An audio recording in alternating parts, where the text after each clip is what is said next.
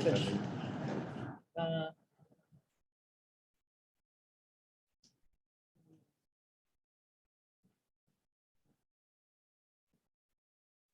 Okay, so recording in progress, we will have the call to order. This is the February 14th, 2023 open public meeting of the Needham Library Board of Trustees. Happy Valentine's Day. I'm sure this will be a very romantic evening.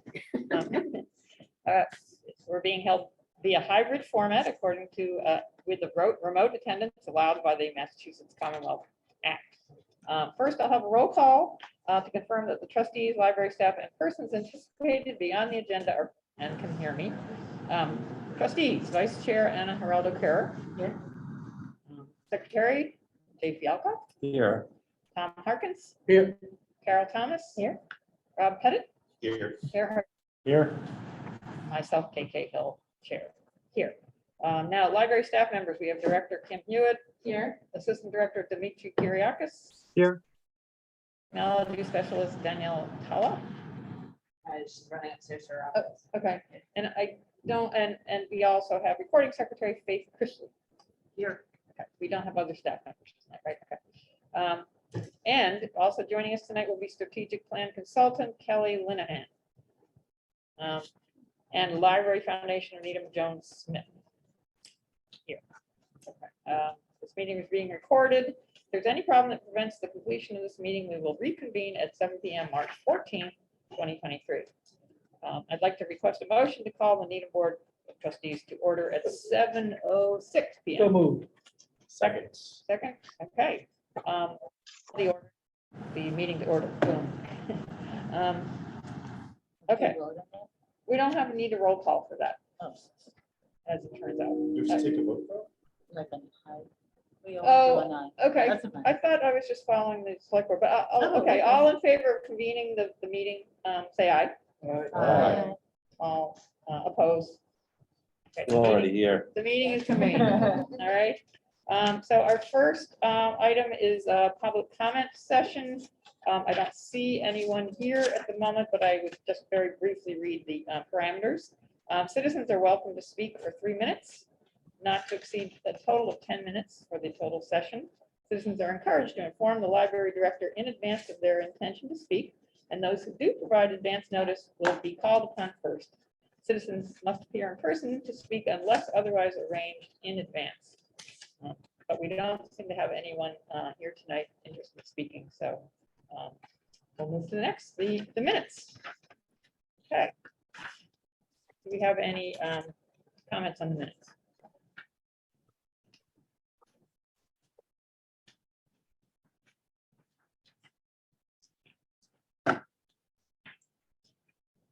I'm not hearing any. So the first time and maybe ever that I've attended a meeting. There are no Not that I'm corrections. keeping count, but It is the second. Okay, in that case, can I have a motion to accept the minutes of January 10th? Second. second. Okay, all in favor of accepting the minutes of January 2023, 10th, 2023? Aye. All opposed?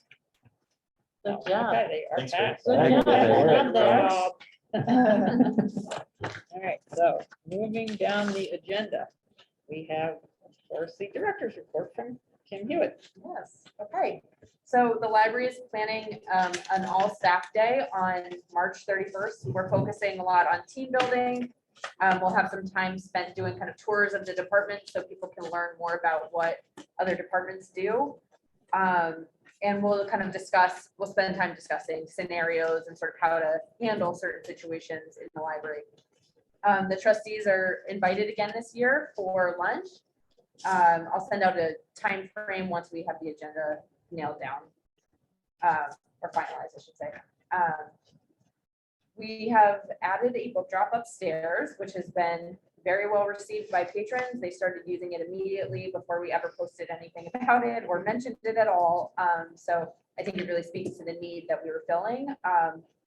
And we're working out kind of the best workflow for emptying it, but it's going very well. And I'm really pleased with just how quickly people picked it up. Great. Yes, very exciting. Technical services has been relabeling things a lot.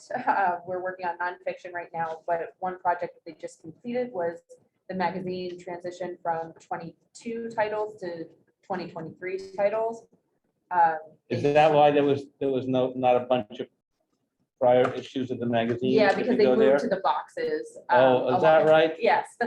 They moved to the boxes along the stairwell, like, or, Uh-huh, overlooking. the because I did first floor. notice that, and I wonder whether they shouldn't stay for a few months, before, because otherwise it's pretty empty. You go to a magazine rack, there's one magazine, Yeah, maybe one more. maybe we need more signs in there to point people to where to go. That could be.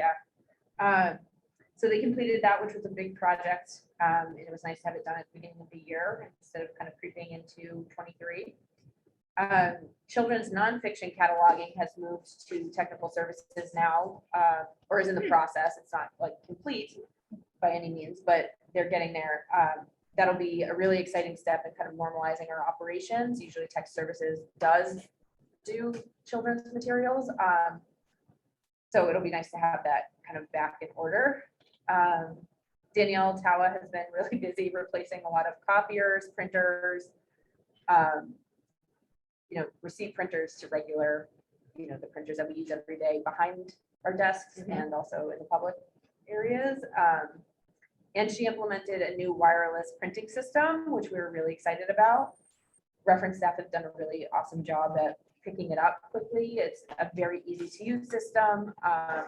And patrons seem to really, have no issue switching from one to the other. So that's been really positive as well.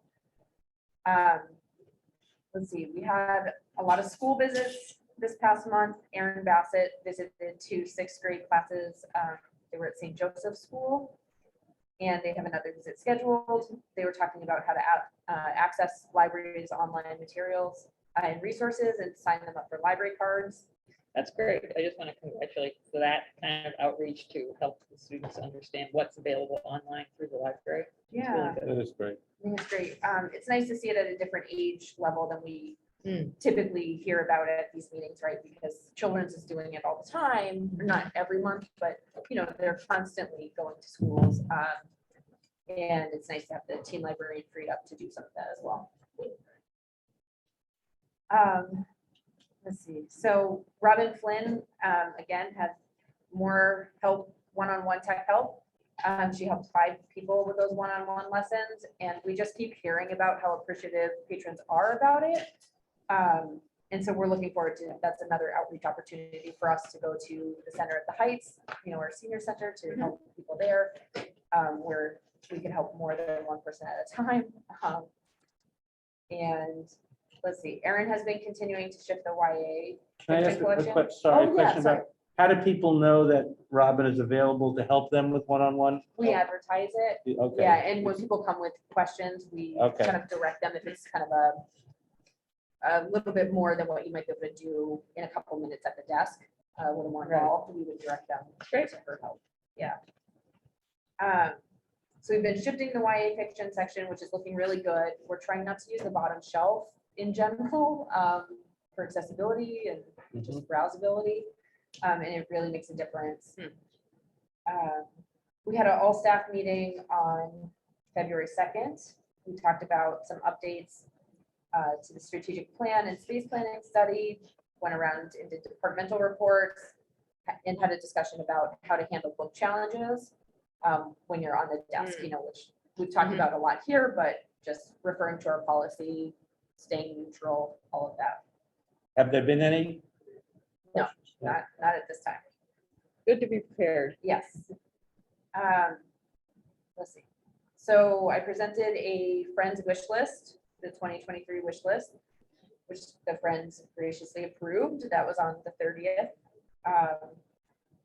It's going to help fund our collections.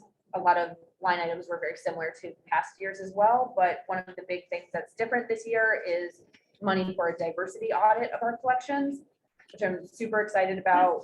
We are filling out the paperwork with Baker and Taylor to get started on that right away. But that's going to look at all of our print materials and assess them for a variety of topics related to DEI, and give us a lot of good feedback about where we are now and help us project where we need to be. That sounds like a really good idea. Do we know if we've ever done that before? We have not. Never been done. It was a reasonably substantial amount also. I forget exactly, It Kim, was how much. $50,000. Oh, wow. Yeah, Oh, my so it was a gosh. very good, Go ahead. not the DEI thing. No, He's talking about the I thought Friends. the Yeah, yeah. Friends total. The Friends contribution. total. Oh, Yeah. total, but okay, not it's not just a the DI. Yeah. I just realized. And I thought it was even more than that for the total Friends contribution on the There's wish an list. additional $327 I left Oh, out. saying okay, that's $50,000. not us. Yeah. I was just I'm not specifically asking keeping such about close. the diversity Right. audit and the fact that we've never done that before. Anna? Question, Yes. so the DEI audit is only print books, and will that also, if it's a book that's printed, then their digital counterpart will be included, or We actually have a DEI audit that Overdrive does of its own materials so that? that they look at, so that's separate, yes. But yeah. it won't have to, they don't have to talk to each other. No, because the collection that we get through Overdrive typically is one that is a shared network-wide collection, not something that we are doing the collection development for. So we're looking at the materials that we actually purchase with our, like Okay. individually. And it's only books, not videos or music or other. I type of don't think digital- it's any of those formats, but Okay. I'm pretty sure it's the print materials. Karen? Yeah. I was just wondering, was there a request for increasing the library of things in this, what, the Friends? No, purchase? because we have money in our operational budget to add to the collection each year. So it's If just if needed. something bigger came up, we would probably need to ask the Friends, but Yes. right now we have money Oh, to do good. that. Okay, super. Yeah. I have one more question about the diversity audit. Is that something where we can kind of have some control over the parameters about how they're proceeding with that audit? Because I was noticing some of the things in the strategic plan, expanding this idea to belonging, as well as the particular details about world languages and assessing what the world languages are within Needham. Are there ways that we could direct that to make that even more specific about what we would like to see in terms of diversity here in Needham? Didn't need them. I mean, I think there's things for us to do after we get this report back of what we have Okay, in our collections, but it's really, they have gone through and you can look at like what their categories are. And so you can look at those things to know what they mean when they say X, Y, or Z. But they just do an audit of our materials, and then we would move forward with things like figuring out where we want to be in a certain area, right? Like if we think our LGBTQ plus materials like are a smaller amount than we should have for our community, like that's something we would make plans to then beef up. And the same with languages, right? Like we'll know what we kind of the needs we need to meet because we know what our community right. is made up of. So there's a standard set of categories that they use Yes. to do this diversity audit. And then it's up to us to interpret that against what we think the patron, kind of what our strategic goals might be for the patrons Yeah. and what they want access to. Yes. Thank you. Yes, I had that question. And I think it's a year-long process. Like they look at this for a while. Who conducts that? It's a subsidiary of Baker and Taylor, which Oh. is the big vendor that we use for most of our materials. Okay. Yeah. Any other questions on that before I move on? Okay. All right. Paula Dugan worked with the Rotary Club to obtain 10 tickets to the Needham Carnival as prizes for summer reading, which is exciting. Fun. I think that'll be a very fun motivator for kids. The Bruins PJ Drive is happening now. It runs until March 31st, and there's a box by the entrance just outside the door here. We're very excited to be doing that yet again. And we just started a doodle club, which is really fun. So that's a self-led activity. It's meeting every other Saturday right now, and the club is for ages like 8 to 18, we'd say. There are parents that are around for most of the 8-year-olds.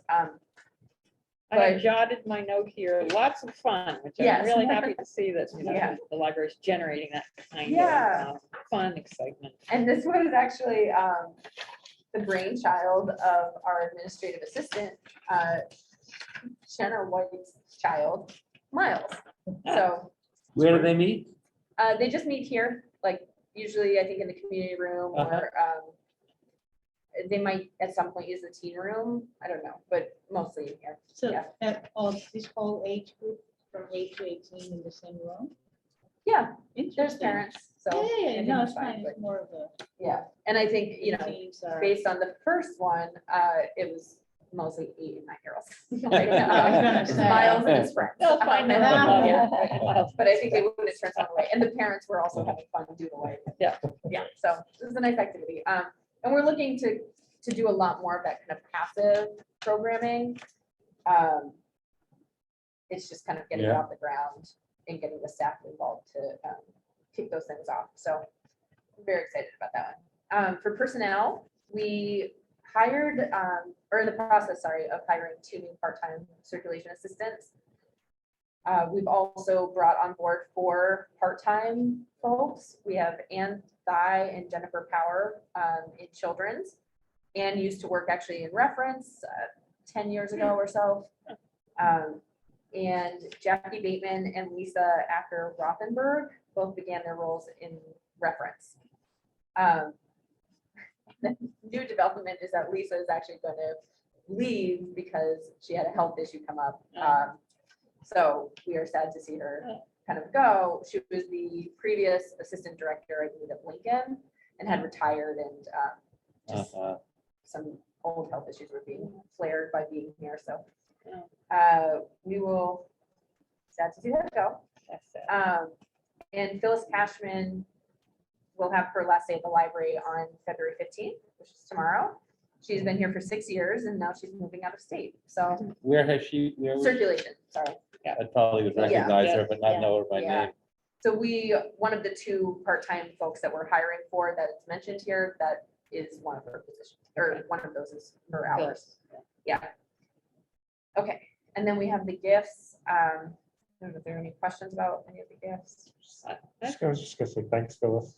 And- Yes, yeah. thank you to Phil for Yeah. her service. I'm looking her up so I can thank her face to face. And regarding the gifts, I wonder if someone, since there are many gifts to Barbara Cusack, does someone to Carol perhaps want to say why? There's Actually, Barbara's been active with the book sale for years and years and years, and a huge user of the library, but she also served on the art committee for several Oh, years when I was chairing it. Yes.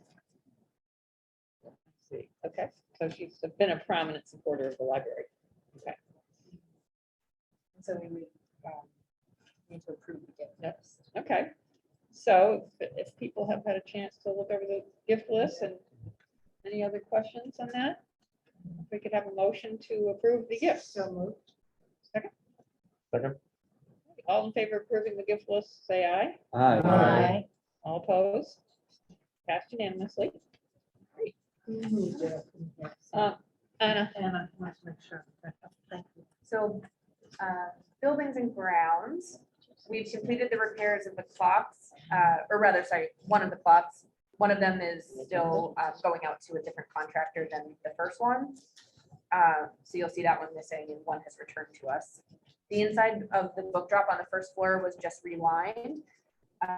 It was catching books. The drywall had kind of broken down and some of the nails were catching book spines and things like that. So Angel did a great job getting folks on that.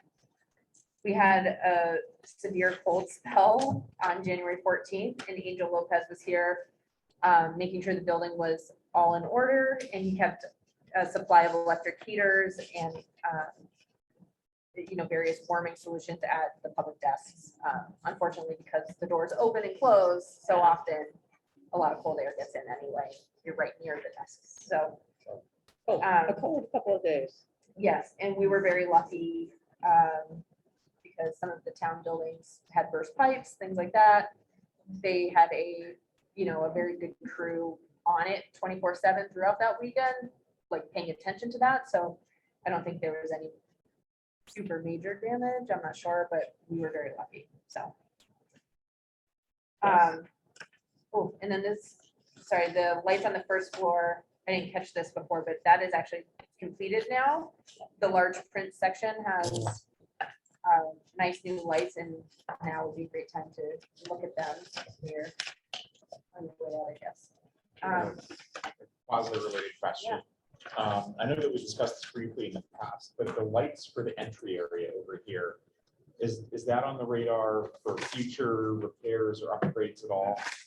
I'm not sure, not on my radar, so. In the lobby out there. Just in sort of the entryway here by the front door, it can be a Yeah. little dark in there Dim, sometimes. That was actually brought up for the first time by our consultant that we brought in a year ago, Maxine Lewis, who felt, she was assessing just what impression does the library make, and that was something that she pointed out. Is it's sort of a gloomy entrance. So maybe with our space planning, or that might be something that's folded in to that effort. Yeah. Or could it be addressed soon? Sooner. Because the sooner, right, Maybe higher wattage bulbs. Yeah, if we could get, yeah, something simple, right? yeah, I'll talk to Angela about it so we can have that conversation with those. Okay, so financial reports. I don't know if people had questions about the financial report section. I think we're in good shape in terms of our, budget and expenditures. Stating with normal spending as listed out in my report. Same with trust funds. No questions on the financial reports? Okay, Carol? I just had a question, this is general, about canopy movie expenses. That is the charge based on usage? It is, yeah, So you never really know, it's just an approximation of what. right, so Yeah. patrons are limited with how many movies they can watch in a month, that kind of thing. Do we know if So that's they're trending productive. up or down, canopy use? Maybe where is that becoming more popular or less? Or is We it could fading out? know, it's definitely Yeah. more popular than it was, but we haven't had it Yeah. for very long. Right, So I mean, I've seen it trending upwards, but it's not Yeah. surpassing Google or anything. Yeah. But that has other things on it too. And the other thing was the swank. I never actually had heard that. I had to look it up. The movie license. Oh, Um, yeah, so we Is do that who this, we've always, I mean, that's the place for movie licensing? yes, that's a regular movie license. Okay. other questions from other trustees about the financial report, the budget status? I was gonna ask about the website posting when we got to it, but I know there's another item for that, the state aid. fund, Yeah, that's. Okay, we so could that'll talk- we come could up talk under about the details of that later. Okay, Um, well, all right, we'll talk about that then. So, All right, oh, sorry. go ahead. Okay, so statistical report then. December circulation was up slightly from December 2021 and also from November 22. So that was nice to see, it, kind of rising above both of those numbers. And compared to November, we registered more patrons in December. We answered many more questions and we saw a big increase in attendance at YA programs and children's programs. Oh, good. Yeah, so those are kind of the trends that we're noticing. So is this the time to talk about the 2019, 2022 comparison, or? Oh, yes, thank you. Yes, yes. Because that was, I think, very interesting. I mean, this comparison that Kim put together is basically it's a look at pre-pandemic to whatever our latest figures, which are through the end of last fiscal year, which ends in June. So it's not totally current, but it does show us where we're going. I don't know Yeah, if you want it to was- speak to that. Yeah, it's showing fiscal year 2019, which was the last fiscal year before things were disrupted by COVID. And fiscal year 22 is really our first full year where we were open the whole time. Mhm.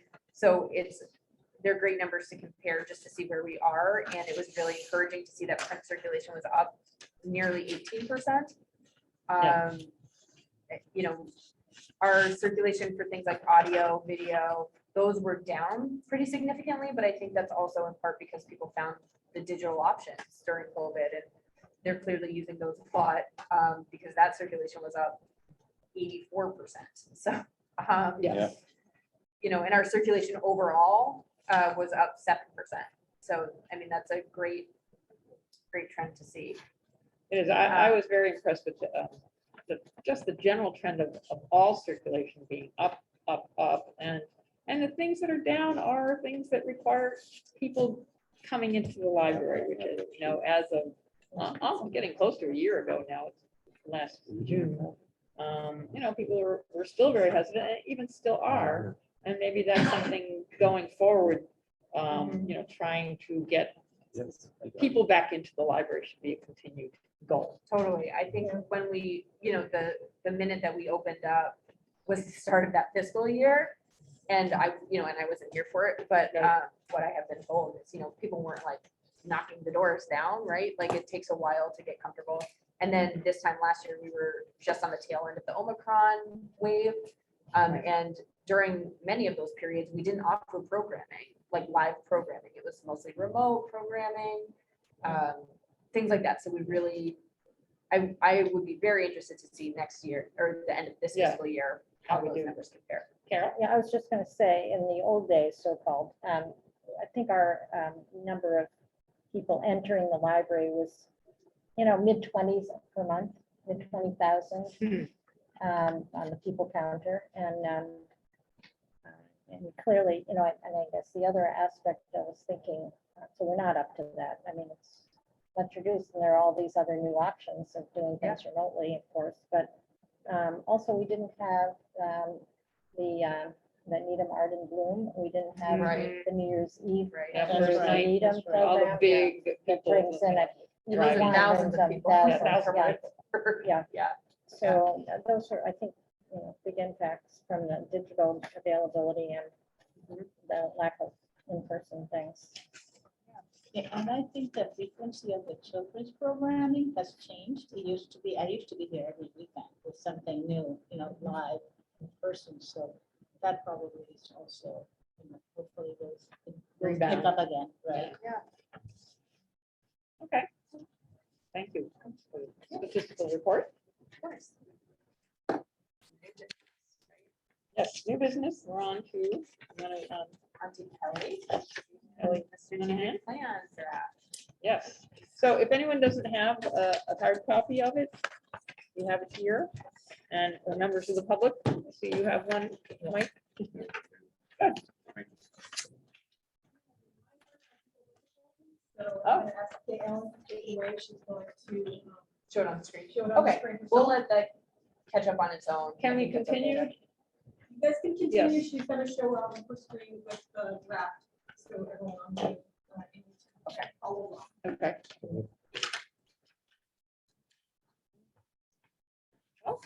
Kelly, are you the next up at bat here? Sure. Yeah, Yeah, thank you for having me. I'm excited to go over this with just, you. for the public, we have launched a new strategic planning process, and Kelly Linehan is hired in collaboration with Kim to do an immense amount of survey work and focus groups.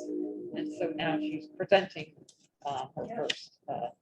So I'll give you a general overview, and I assume that you tell me that we want to spend some more time specifically on the goals, and I want to make sure that you have time to answer.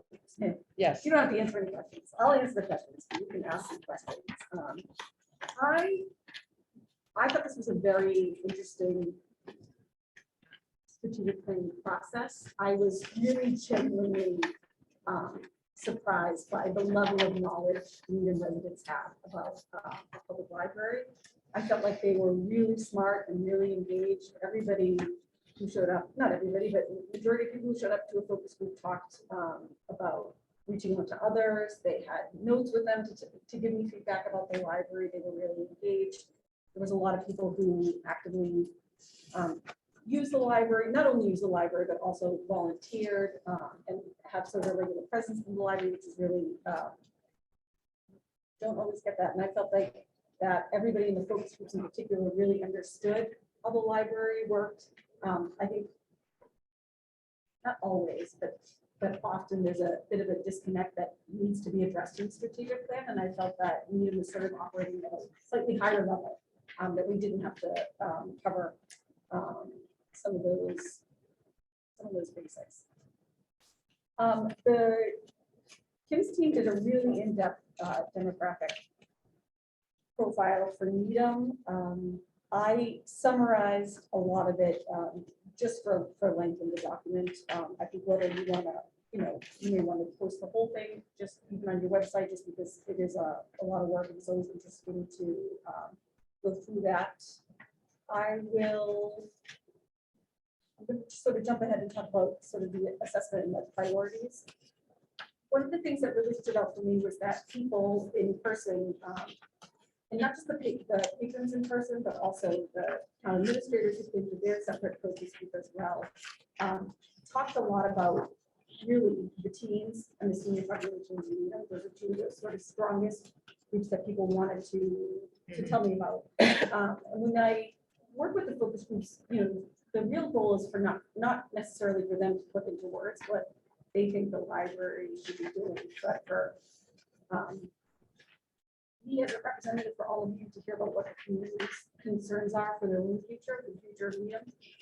Those are the two things that really stood out the most. I think also I had referenced that it lined up nicely with some of the select board's goal statements that they had already emphasized. But the demographics back all of this up, right? They're two of your growing populations. They're not showing any sign of slowing down, particularly the 55+ community. I heard a lot about housing prices, retirement and inflation, economic stability, mental wellness. And then interestingly, right, the totally opposite side almost of the pendulum, they're the teens and what people are going to do with teens. Demographics for teens, as I'm sure you're all aware, you have one of the highest in the state percentages of kids who will go to a 4-year, kids will go to a 4-year college. And to me, I thought it was very, I thought it was very moving to hear so many people really speak so kindly about teens.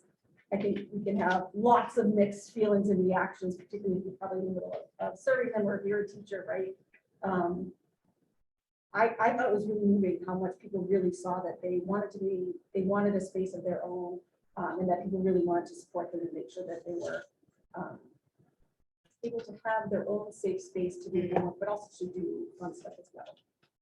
Also, those two themes really tie back to the Center for Public Libraries does a lot of in-depth research on a national level in terms of what are priorities or trends really for public libraries. And those are two major trends right now. And I thought that was very interesting. We'll get into this a little bit in the goals as well, but I thought it was interesting for Needham particularly because I think it's a really nice area for you all to focus on and really develop some niche services because those two groups are so far apart. And I don't know a lot of libraries that are truly catering to these two age groups at a really exciting or major level. So I think it's sort of well, nationally, it is a trend. The solutions aren't necessarily there, and it gives a really great opportunity for Needham to try a lot of things and to step in and moving forward, perhaps going to conferences and presenting on a larger scale about some of the success of your programs here. I certainly online experiences that came up a lot. It also came up a lot in terms of collections and how you're doing. I think this speaks to a little bit about what you had said to me at the sort of collectively at our first meeting together too. Of well, two things. Specifically, it was brought up the idea of digital literacy, right? And sort of like in terms of how I interpreted the fake news and being able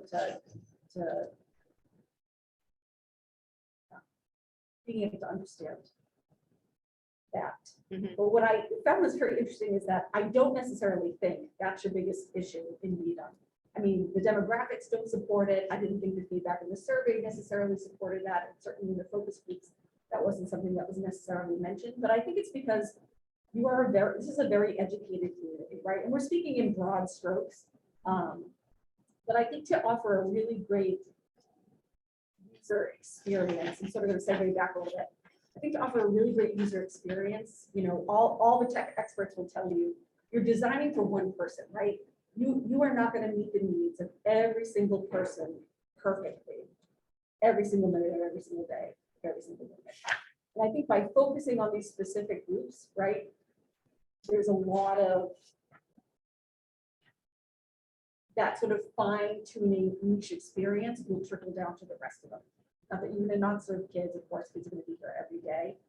It's not at the expense of them necessarily, but it's really focusing a lot more central energy on these groups. Going back to the online experiences, you know, I thought that was interesting again, because when you look at the two age groups, some are teens that are very fluent, right, in computers and technology and using apps and downloading it. We all want things when we want it. We don't want to have to wait. The patrons talked a whole lot about, in terms of collections, about their wait times for materials. It's a heavy ILL, you know, interlibrary loan using community. And I think the wait times universally felt like they were way too long, and there's some room for improvement in terms of collections and what's available.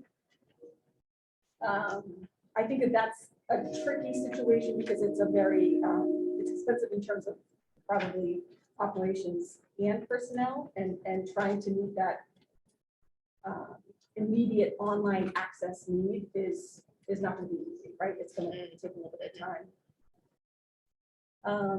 Equity, diversity, inclusion, and belonging. This is obviously something that you've referenced yourself in your own commitments to equity and inclusion. We certainly raised as priority for the town representatives who came to the focus group. Really in the select board's specific goal number 4, the health and social thriving initiatives. It came up repeatedly in the focus groups, but primarily it came up in terms of the collection and readers advisory and some areas that the libraries and that we've gone.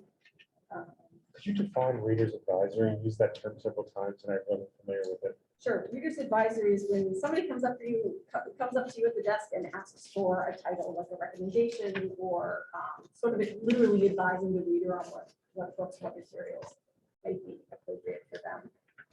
Yeah, I didn't, that was one of the headings that I didn't understand what that meant either. Yeah, I'm sorry, that's a great question. That's something it's so embedded in the librarian brain. But really guiding people on what it is, what materials they would want. And one of those examples, actually, this came from a patron who was in one of my focus groups. I had a really lovely chat, and she had followed up with me in email as well. But she gave an example about coming in and looking for raising a diverse family, coming into the library and asking for children's books on a topic, let's say trains, but having the staff really understand that she doesn't want just books with, you know, white kids playing with trains or white kids riding trains. She wants to see trains with diverse kids playing with them, and not just trains as characters, right? But I think that's grossly simplifying that process there, but making sure that the staff is able to, without saying, well, do you want books with diverse characters? You know, reading the room a little bit and jumping ahead to offer that as well. Some of the things that the patrons were sort of talking about and felt needed a little bit for improvement. I would think that you'd want to have those books suggested to all patrons that are looking for, you know, Yes, children's you're books on absolutely right, yeah. trains. And, you know, that maybe speaks to why we need the audit and make sure we have the resources. Right, you have the materials available to Yeah. offer.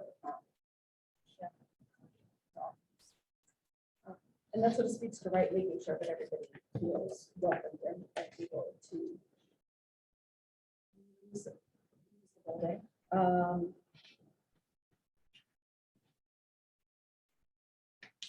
I sort of went back to this already, but right, I think one of the best parts of this community is that we already have the patrons in the building. They're using the library every day. That's not always the case at a public library. You know, particularly post-COVID, I thought that was really nice to see how many people were engaged, how many people took the time to take a survey. The real issues, I think, going to be balancing these two very distant service areas.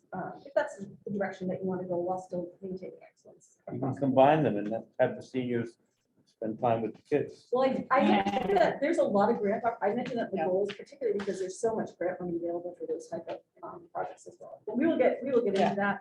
I talked a little bit about design thinking. I think it's a very interesting more of a business model that's newer to libraries, but really this idea of getting the entire library team on board with solving some of the problems, some of the challenges that they're going to face, so that they really are hands-on in developing the skills to reach some of these goals and take all those steps. If you could elaborate on the design thinking, that was another term that came up, more than once in there, that I didn't quite grasp what it is. It has to do with staff.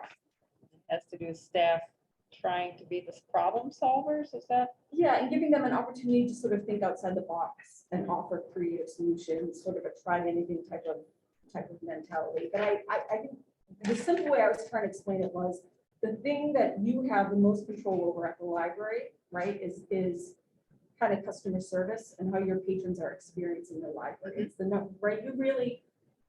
You have some control over the budget, and you have some control over personnel, but you really have the ultimate control, right? And how people are experiencing the library, and using this idea of design thinking to really get staff to embrace this concept of how much control they have and how they are really at the front of all those interactions, I think is really important. And there's some training that could be added on to explore that for them. I think it would make a, it'd be powerful for the staff as well. I get the sense that they would want to take ownership of that aspect of it as well. Does that help? Yes, that definitely. Are you thinking of design thinking just broadly speaking? Because I noticed here you cited the Chronicle of Higher Education when you brought it up on page 10. But the Knight Foundation did an enormous amount of research and a whole report on design thinking in public libraries. And I was wondering if that's what should be our reference, is kind of their work on design thinking as it's applied to the public library space. That was one of our pre-reading options, I think. Yeah, it Yeah. was. And I actually, that was a really great piece. And maybe let me, Yeah, all right. Rings a bell. Add that in.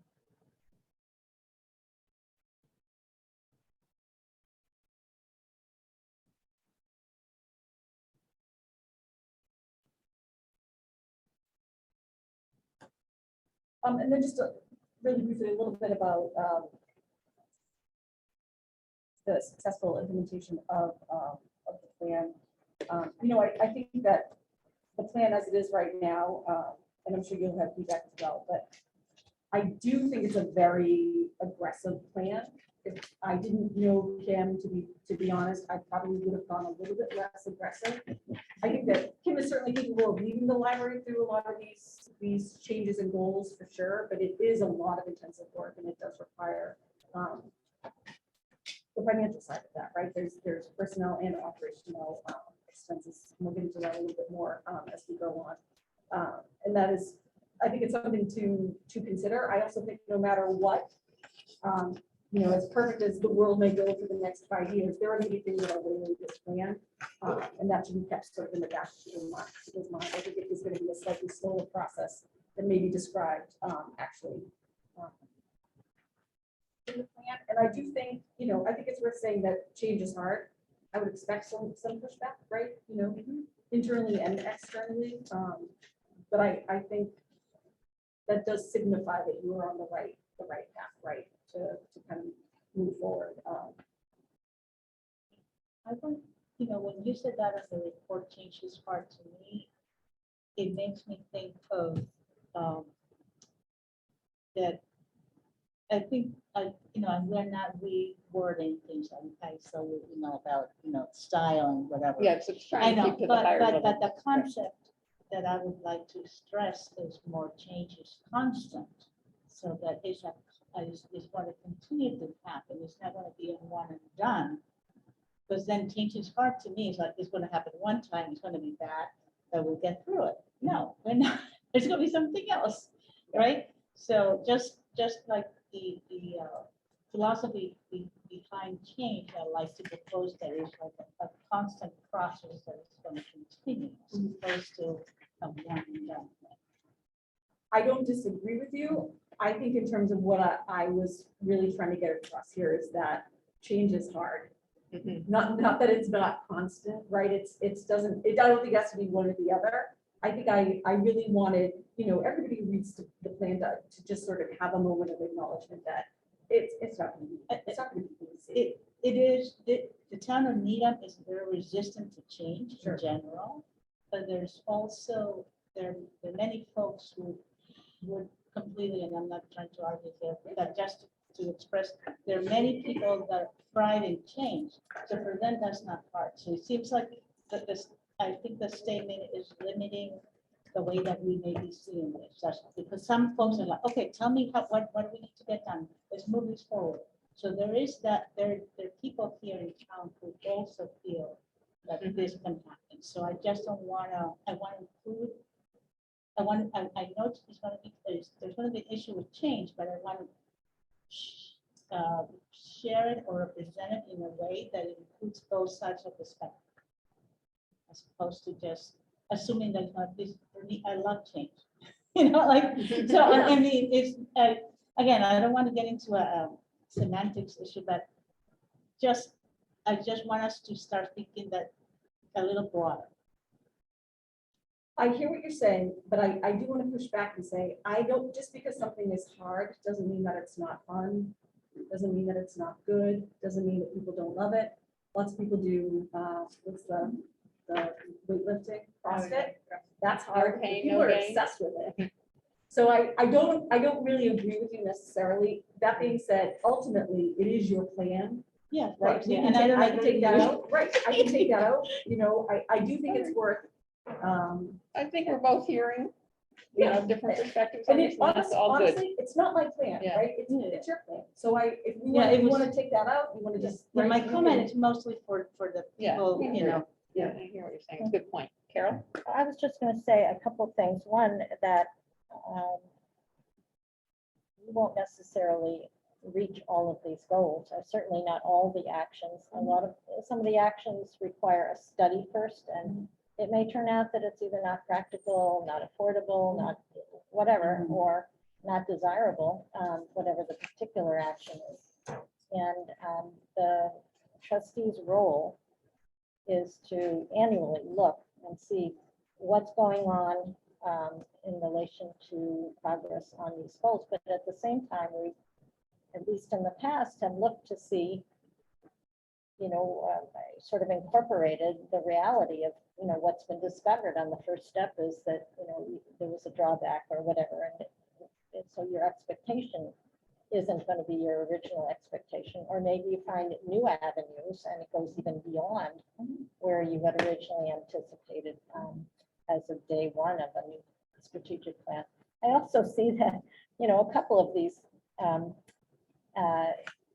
actions that show up in this plan, and by the way, I like how this, the goals kind of cut across departmental lines. The previous plan wasn't entirely on departmental lines, but it was facility staff, technology, and I like how this cuts through that. But some of the things that were, the first step was to create a communications plan. Well, we don't have a communications plan, and that was, 6 years since we made that plan up, and I hope this time we'll be able to, develop one. Same for a staffing study, not necessarily an outside study, but an evaluation of staffing needs, which had been proposed for quite a few years by the trustees. And we hope that that will come to fruition. And we don't always get to everything. And I think the board understands that, even though we'd like to. And we hope that that all does come to fruition. It's sort of a wish, our goals, a wish list.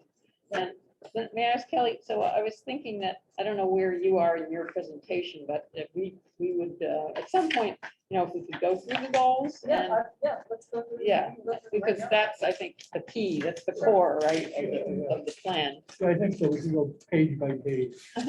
And that's kind of the highest level, and we can have that kind of discussion. I have a lot of, You have a lot of comments, okay, all right. And can I just ask, what do you suggest as far as if we do have comments? You know, what's the best strategy for getting them to you as compared to only whatever you hear tonight?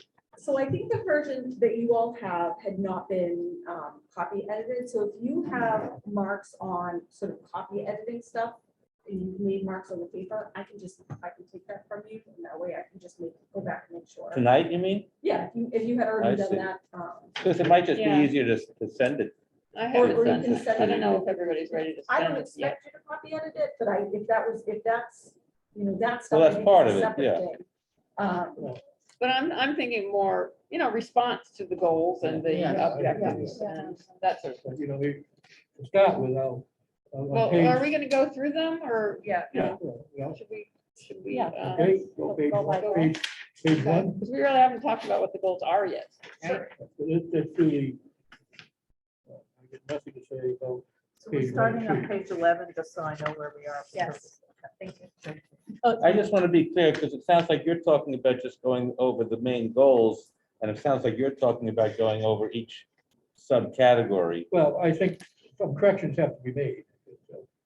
But not tonight, perhaps. But it depends on what the Well, you know. purpose of tonight's meeting is. Well, something jumped out at me on page 6, right?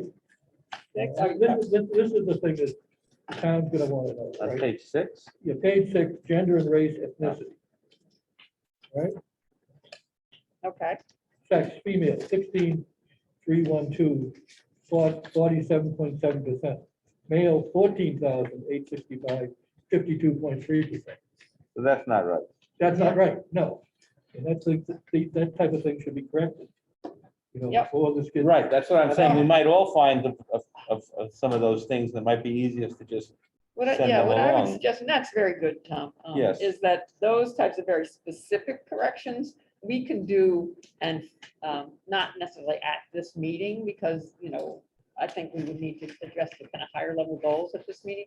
And all of those individual points like that, maybe could be put in writing and forwarded to Kelly and Kim. Yes, Would well, that, you does that have make it written sense? over there. That might be, well, we'll just go, that would go. What's that? We can do that. Yeah, because I, was hoping we'd have to kind of hear what the goals are and respond to that. And then, yes, we can each submit our, changes and corrections. That makes sense.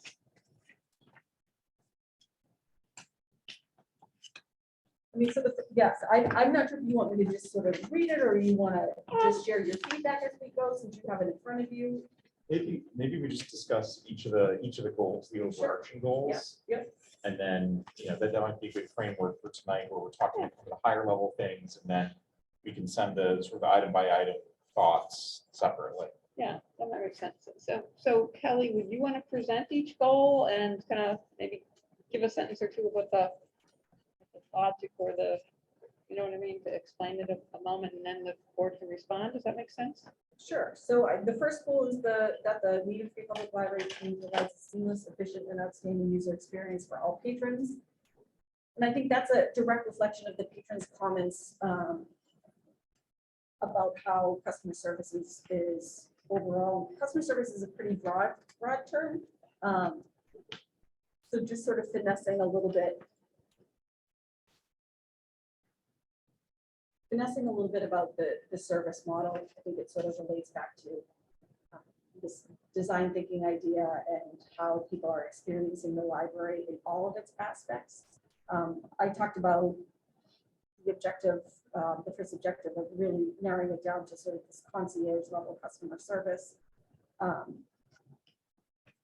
would the chart work in terms of the years So that would following just be, a category like any of those? and I think that's really up to Kim. I had, she can fill in if you want to break it down into individual years. That's Because it's something sort of you like need an to touch ongoing base effort. on.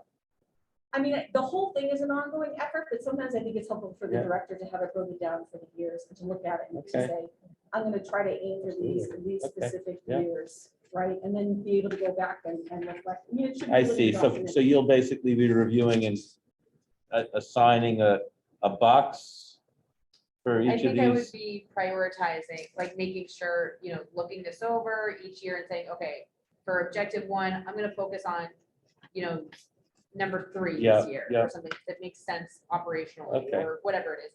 And kind of have that as a check mark for me to like focus. And then review, throughout the year. And then I think when the trustees do the annual review of just like the progress of the report, Mhm. that can help me determine what I want to focus on next year operationally, that kind of thing. Like if it's if one of these has shifted in priority or weight for you, then I would say, okay, I'm gonna focus on that next year. But it's a way to track what I'm doing. So I wouldn't concern yourselves necessarily with the boxes. No, I was just curious how It's you, more of how you the anticipated filling it administration out. of it, Yeah. So just one response to this full one.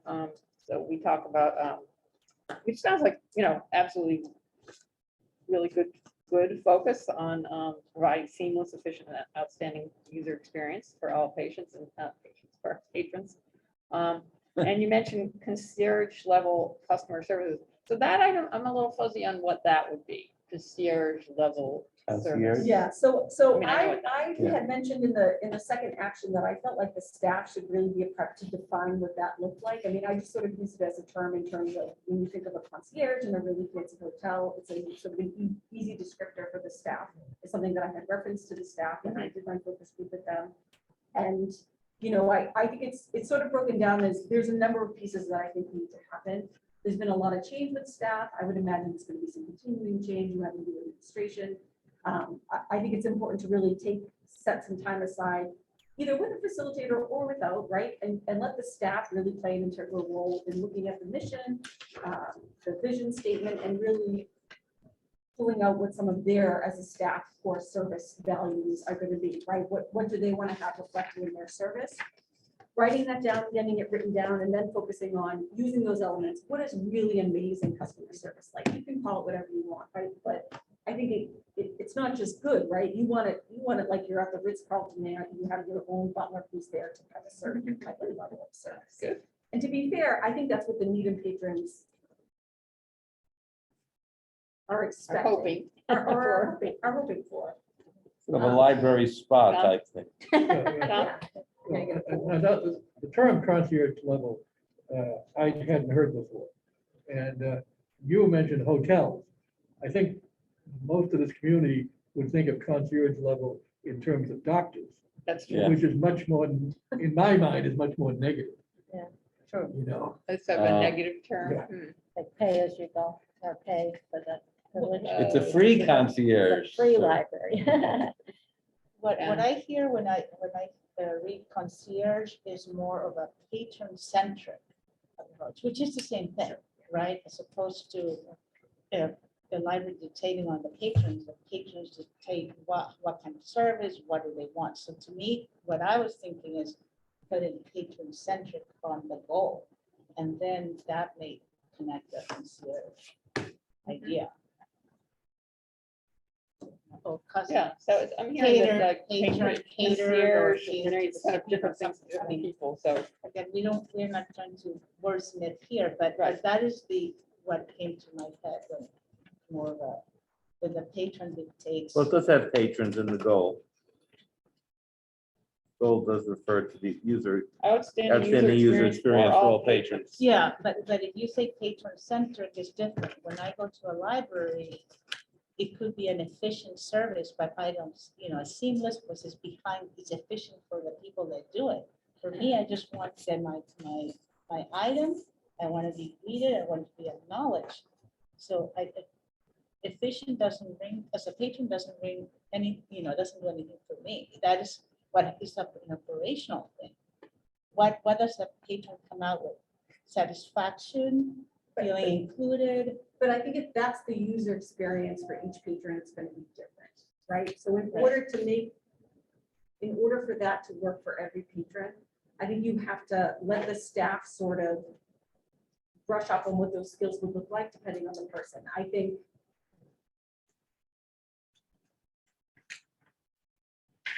they both are aimed at the same thing, the outstanding user experience. It's just a way of And a lot of this first goal seems to be about training staff to learn those techniques, to learn that way of doing things, which I think is a good goal. Yes, and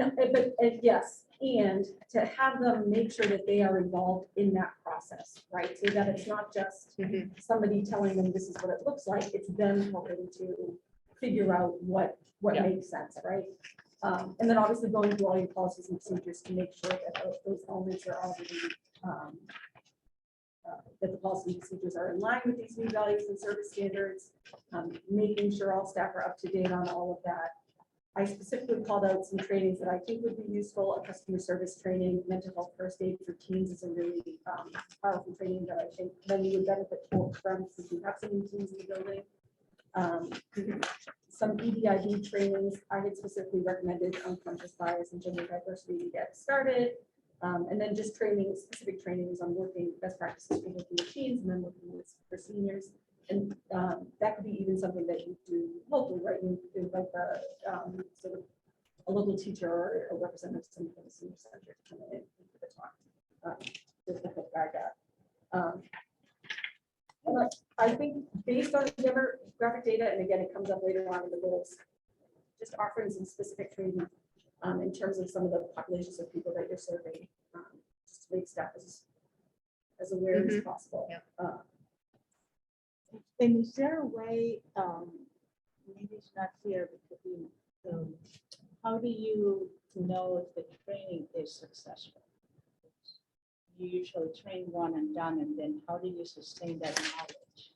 Is there, I'm assuming there'll be some metrics along the way, or So if I could speak to that, in the next objective, I do sort of try to cover that a little bit, right? That the library is going to encourage feedback from constructive criticism from its users.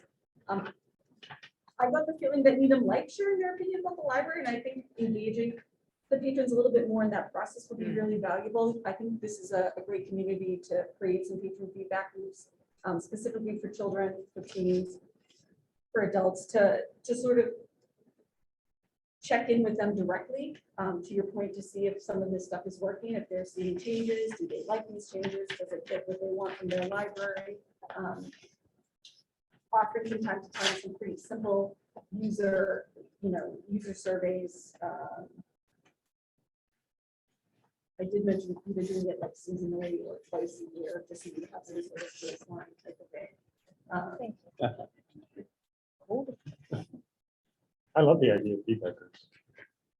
Yes, Yeah. like an ongoing Broken down by effort in that specific direction. patron categories. I think that's a good idea. And I think that to me, and we can go back to the word concierge, but to me, that sort of goes back to this idea of really catering to people and finding out what it is they want and what they think of the library as an ongoing process. And then as part of this overall is that the staff is properly allocated for the organization. Auditing service hours and circulation data, that's very much, those hire a consultant, but that's always, something you do internally as well. Using that ratio to explore some ideas of cross-training at some of the service desks. Auditing the workflow and processes, trying to figure out where in the staff more training is needed. And Kim and I had talked a little bit about this, about beginning some succession planning with department heads. I think that's probably just a good practice to have in general, an outline of who's doing what. I think particularly with a new director on board and making sure a lot of these things that could really fall through the cracks are all ironed out moving forward. And I like the idea of having an ideal staffing proposal with all the personnel costs factored in as something to be referring to back as you move forward with all your budgetary hearings. I went heavy on the staffing. I understand that may not be exactly realistic, but I think in an ideal world, it would be really, really powerful and beneficial to the Needham community to have those staffing in place. So I think having all this data together with an ideal staffing proposal that you can refer to year after year would be really beneficial. And I think finance committees like seeing that sort of level of Is there in here a staffing proposal yet? We don't have that yet, right? That would be part of this auditing the service hours. I think you should audit the service Yeah. hours and all that circulation data.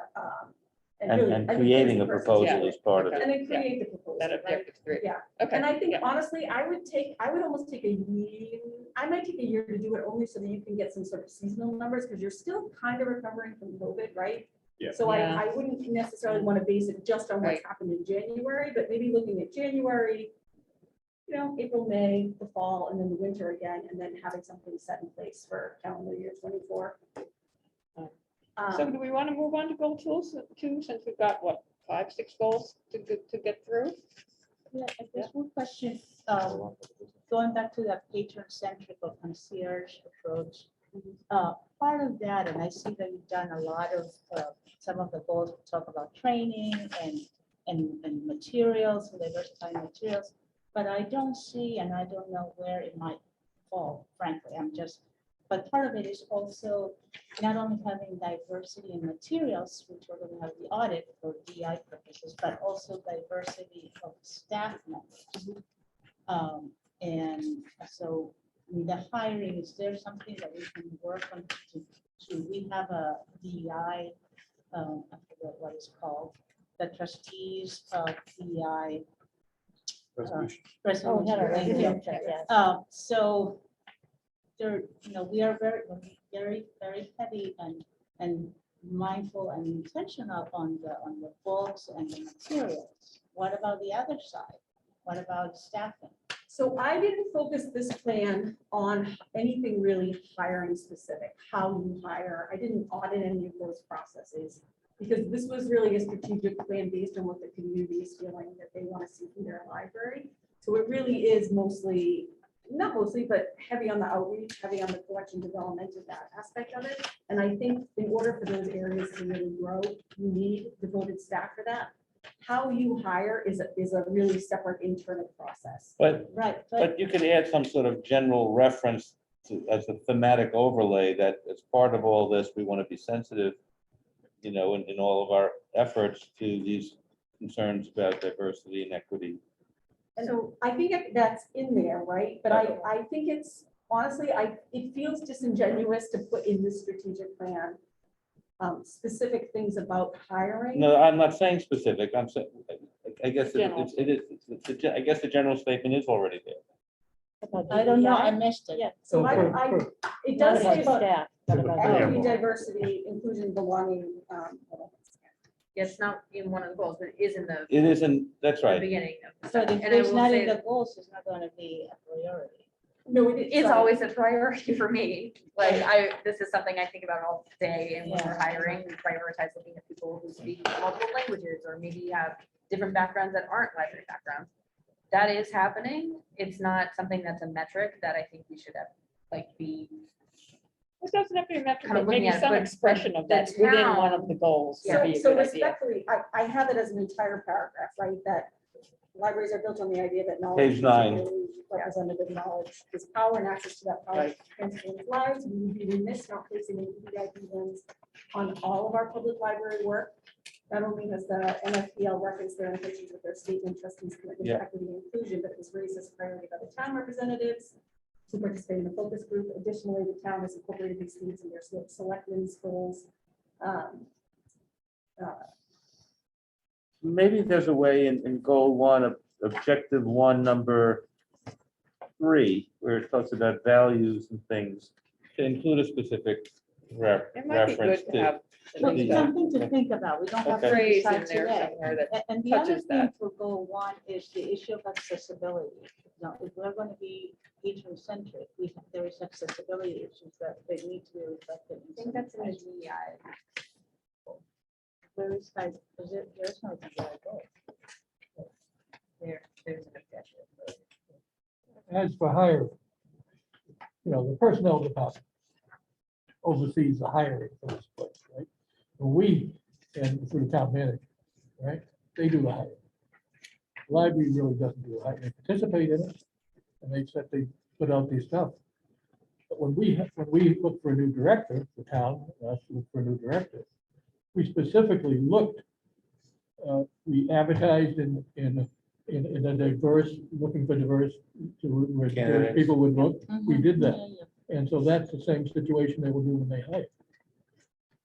Yes, I understand. I mean, since we are doing a new strategic plan, it just, we want to make sure that it's not lost. So can I, just to give us a little bit of focus. I don't want to sound defensive because it really is your plan. You are gonna have to love it and live it and get the community to agree to it. If you want to add a goal that talks about what you are all saying, you are allowed to do that. You can take this document and you can add to it, you can have 15 goals, all of that is okay.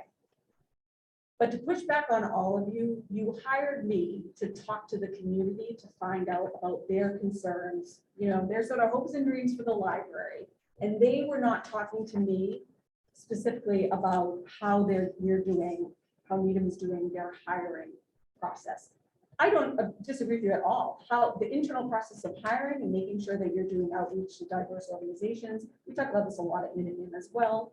I think these are all super valuable and important things.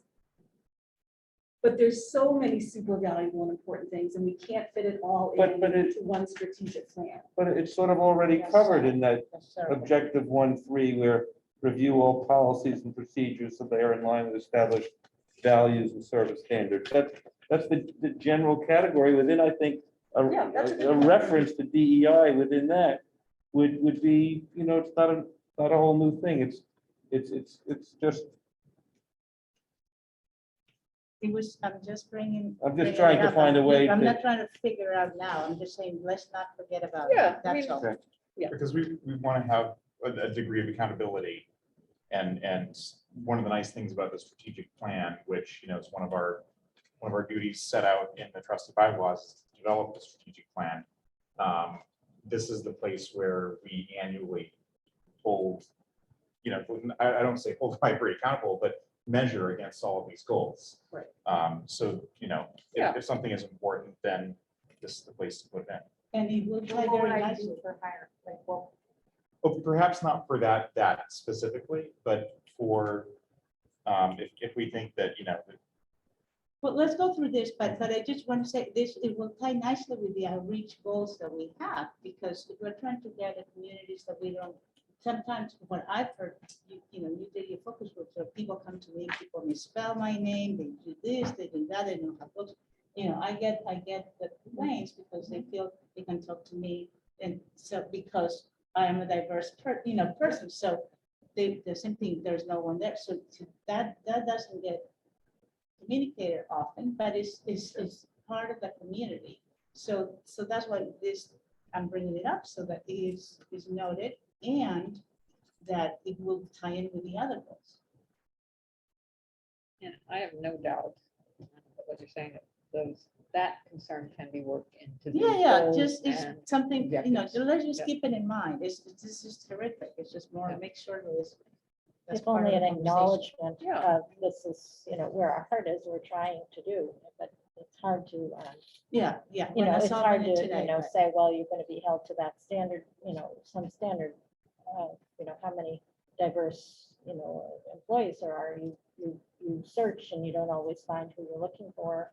People don't apply or whatever, Yeah, and it's not only hiring, it's the whole belonging thing, which is, Yeah, is being addressed here in the It is. patron centric. it is. Yeah. So at least, we're starting. So. Okay, so we've had a good discussion on goal 1. Should we move on to goal 2? Do you want to present it, Kelly? And Sure. So this is the Needham Free Public Library is a key community partner known and valued by everyone in Needham. And I do want to give some credit to Kim's team who helped sort of solidify the order of these objectives. But the first one is strengthen the Needham Free Public Library's visibility and position as the heart of the community, which I think everybody would agree with. So coming up with a community outreach plan, narrowing down specific outreach locations, such as assisted living facilities, the recreation events, investigating the possibility of assigning a staff liaison to each outreach location for relationship building and communication, adding a library-sponsored story walk to various outdoor spaces. I think that's pretty, that's a pretty easy win, but I think you could get a lot of bang for your buck. Expand live story times and events throughout the town and regularly at key recreation spots. And I know that, the children's room is doing some of that in their own outreach, but I think just making them more putting a bigger community spin on it. This is a great time to think about purchasing a bookmobile if you haven't been already. How much does it cost? Probably about 100,000. First of all, bookmobile, you know. First of all, you know, the 1961 addition to this library built a garage for a bookmobile, which they never purchased, you know? And I don't know, you know, I know you came from Waltham. Does Waltham still have a bookmobile? We do not. You do not now, okay. When I was first working, you had a bookmobile. Yes, And you had a branch libraries too. yes. And Needham, when I first started here as a trustee, had a branch library too. But I can't see where is the bookmobile going to be? That would be something for us to figure out. But I Yeah, think it's part yeah. of getting to the outreach. Like I see outreach and DEI goals as very much related, where we want to meet people where they are, and that's a way to do that. So I think Could you share one with one or Well, two other towns? Probably Cook's Bridge you're talking about, right? As a place for a bookmobile. I'm sorry, the what? Cook's Bridge, the housing yeah, project. Yeah, I mean, I think the question is, where would a bookmobile not go? It would go to all the schools, you could send it to the pool, it could be at the train station. you could Well, take I it mean, to I know when events. Waltham had their bookmobile, it went to the schools Yeah, I mean, in the afternoon, not during the school day. but I mean, I think it could. Watertown has one and it's amazing and outstanding and everybody is obsessed with it. And I will tell you, on Saturday mornings at soccer, the Watertown bookmobile comes out to the soccer field and it's like kids waiting for ice cream. They're so excited to use it. It's That's outstanding. And the bookmobile, the one that Waltham had way back in the day is not the same thing as a bookmobile that exists today. Really? They are outrageous and amazing. And I think it's a huge opportunity. There's so much going on in Needham to just to get the library every year. I also think if I do want to, you know, I said this to the staff, so I'm going to say it to you all as well. It's my job to push you, right? I told you, this is an aggressive plan. I think you should take this literally and purchase a bookmobile and you go in tomorrow. if you can. But I also think it's the idea of thinking a little bit bigger and broader and really giving the media patrons what they want and deserve. And I think that's important. Does it have to be a bookmobile? It doesn't have to be. a I'm bookmobile. just wondering, has there ever been a situation where more than one town would join forces to share the cost for a bookmobile and they could each have it 2 days a week or something? I mean, I think you could, but the Watertown bookmobile is so booked up Uh-huh. that it's wanted everywhere. They wanted it every single event, every baseball game and swim lesson. It's, you know, it's pretty popular. And if let's say if it's in the plan, it doesn't have to happen in the first year or so. It can go down, you know, like year 4 or 5, because we have the space allocation issue, you know, to deal with, right? So. Yeah. So I have a comment on goal 2. I think bookmobile is a wonderful thing. I would love to have it if we ended up being able to do it. So on goal 2, key, public library is a key community partner known and valued by everyone. So to me, that says, what I feel like it's a little bit missing here is some kind of very clear strategic communications plan that involves goal 2. So I'm not seeing here like a clear communications plan involving email, social media, websites, announcements, you know, sort of a systematic, who's responsible for putting out which announcements and what timing, the communications plan. Well, is that different from the community outreach plan and objective goal 2, objective 1, number 1? Objective 2, number Create a 1. Here, community this one. outreach plan.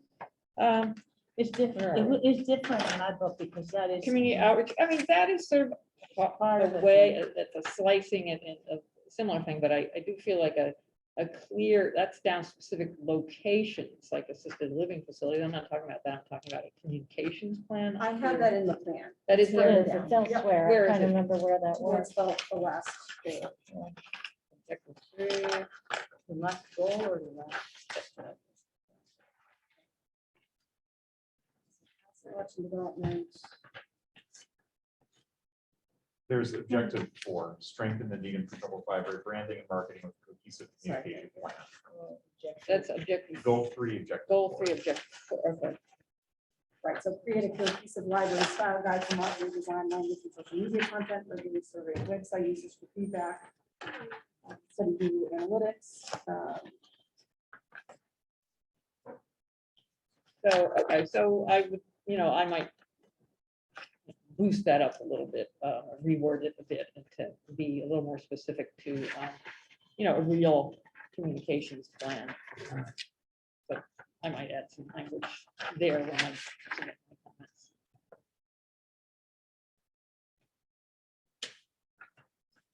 Just so that each staff member who's involved in putting out the word, whether it's press releases or emails or social media posts, or like on our website, the latest news that's on our website right now is from December.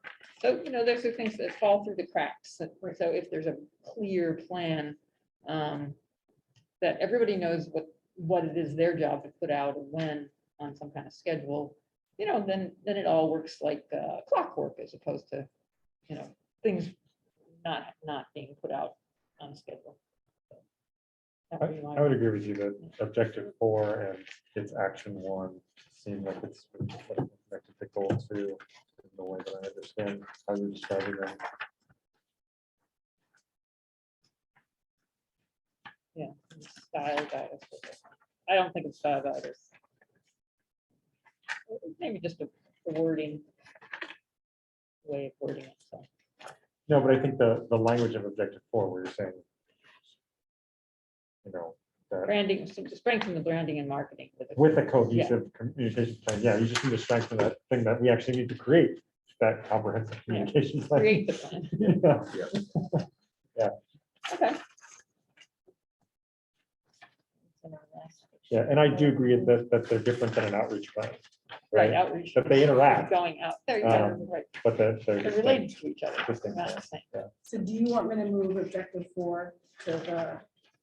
I don't Goal 2. I don't know, I don't know how, I'm Yeah. sure we can figure that out right now. 'Cause Yeah. there are some pieces in objective We're all 4, the just actions you seeing have this there for the that makes first sense time. within goal 2. So, But there's that aspect of creating a comprehensive communication plan that seems very closely tied to goal 2. Outreach. yeah, and sometimes it doesn't matter exactly where it is, but as long as it's part of the plan.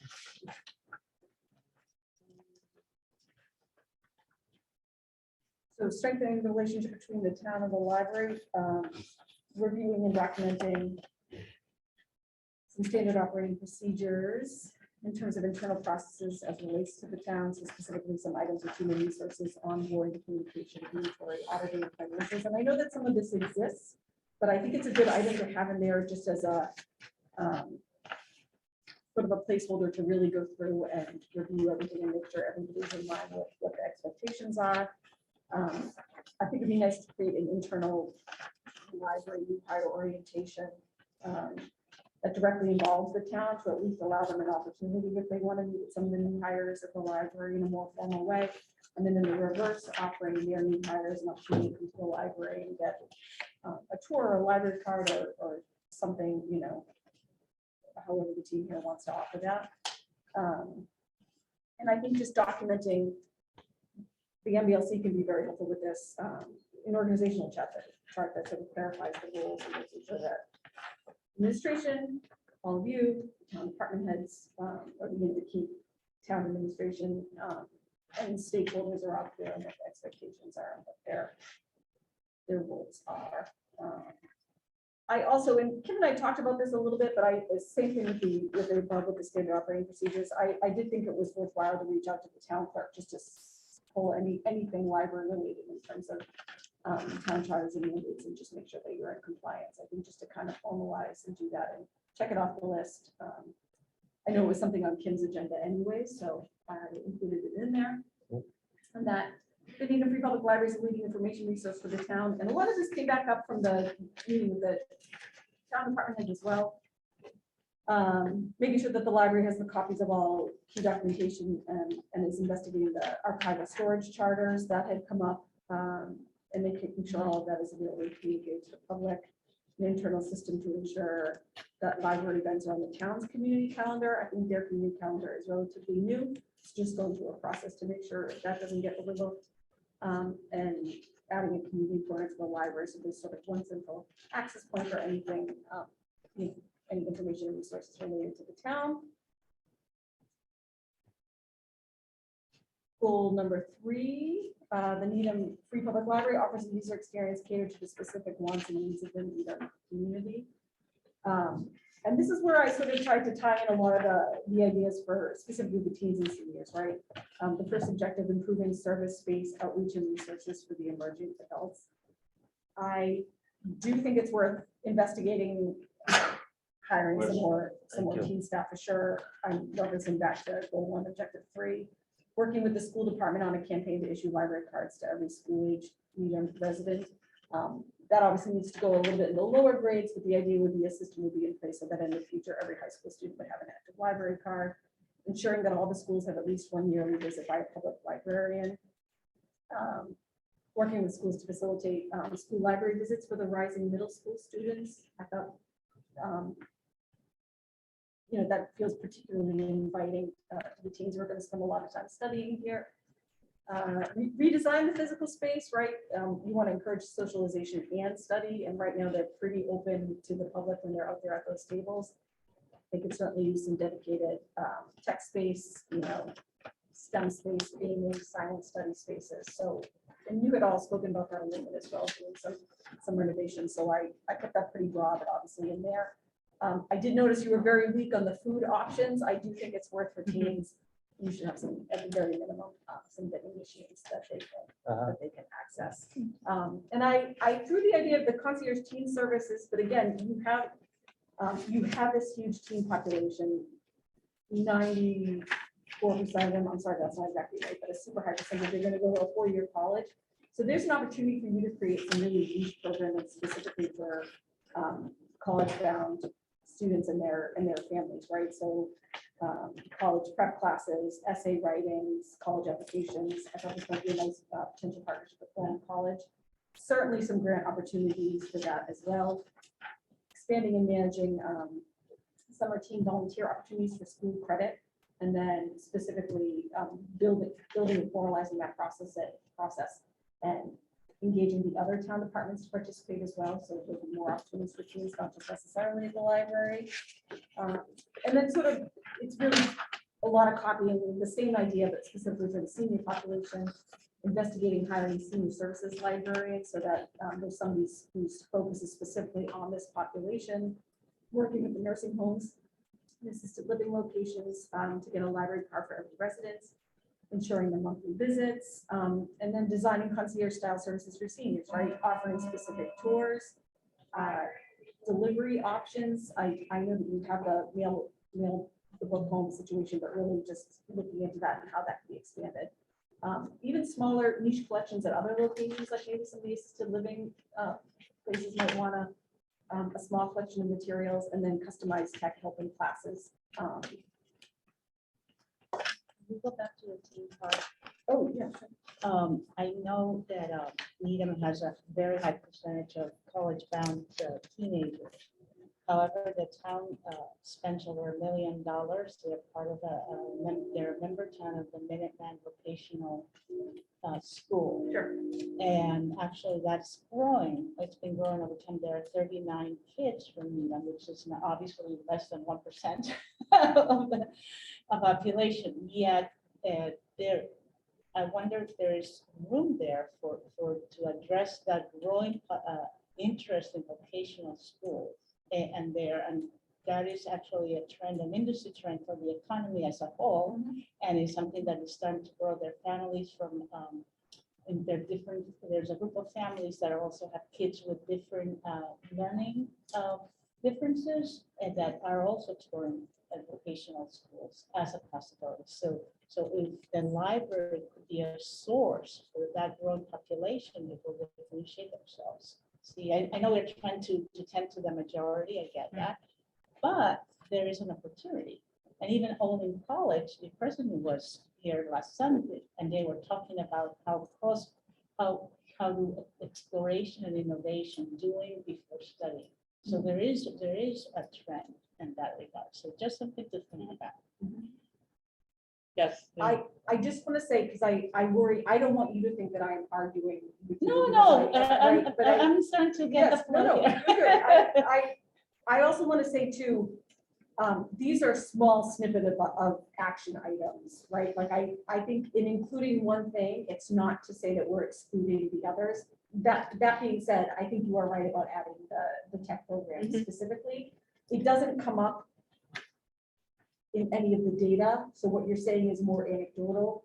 You know what I mean, in terms of what's sort of being presented. But I absolutely think we should add specifically the book Yeah. program and taking a look at that as well. I know that in town meeting, when we, town meeting members are asked to vote and it's over $1 million for to, support a Minuteman program, it's $1 million out of, I forget, 200 million, I think is a budget. So it's, it's 2%, but it's still, or whatever percentages. So it is a significant amount that I think we want to make sure that we can support the investment the town is making. I wonder if there's tie-in with, tech and STEM. Something, yeah. Right. Yeah. And also we want to be careful, what percentage of the town's budget goes to the school system, some massive amount, somebody here probably Yeah, knows. it's 80 about 80% of the million. taxpayers' dollars already are going into the school system. So we don't want to be replicating stuff the schools are doing, or, Oh, the we college just need to part, be, we yeah. need to be careful about, making sure we are supporting library patrons and not trying to be the schools too, which are already funded very highly in this town. So, I also think, because you are serving teens, that this idea of a concierge teen service, I think the teen librarian should obviously weigh in on what that would look like as well. Even more so than me. But I think there's also, there's career resources for kids who aren't going to go to college, right? Right. It's not a huge portion of your population, but they do exist, right? So resume help, there's a lot of aspects of that can get tied into that for the teens. Going back to seniors, the concierge style service for seniors, sort of a lot of the same ideas. Evaluating the large print collection and determining a 5-year spending increase to grow the collection. I'm going to cover that a little bit more in the collection development sort of section of this. And then working with the town to partner with Senior Corps, which is a program for seniors to volunteer at the library in exchange for tax payoff services. Reviewing that materials by mail, explore potential to expand that service.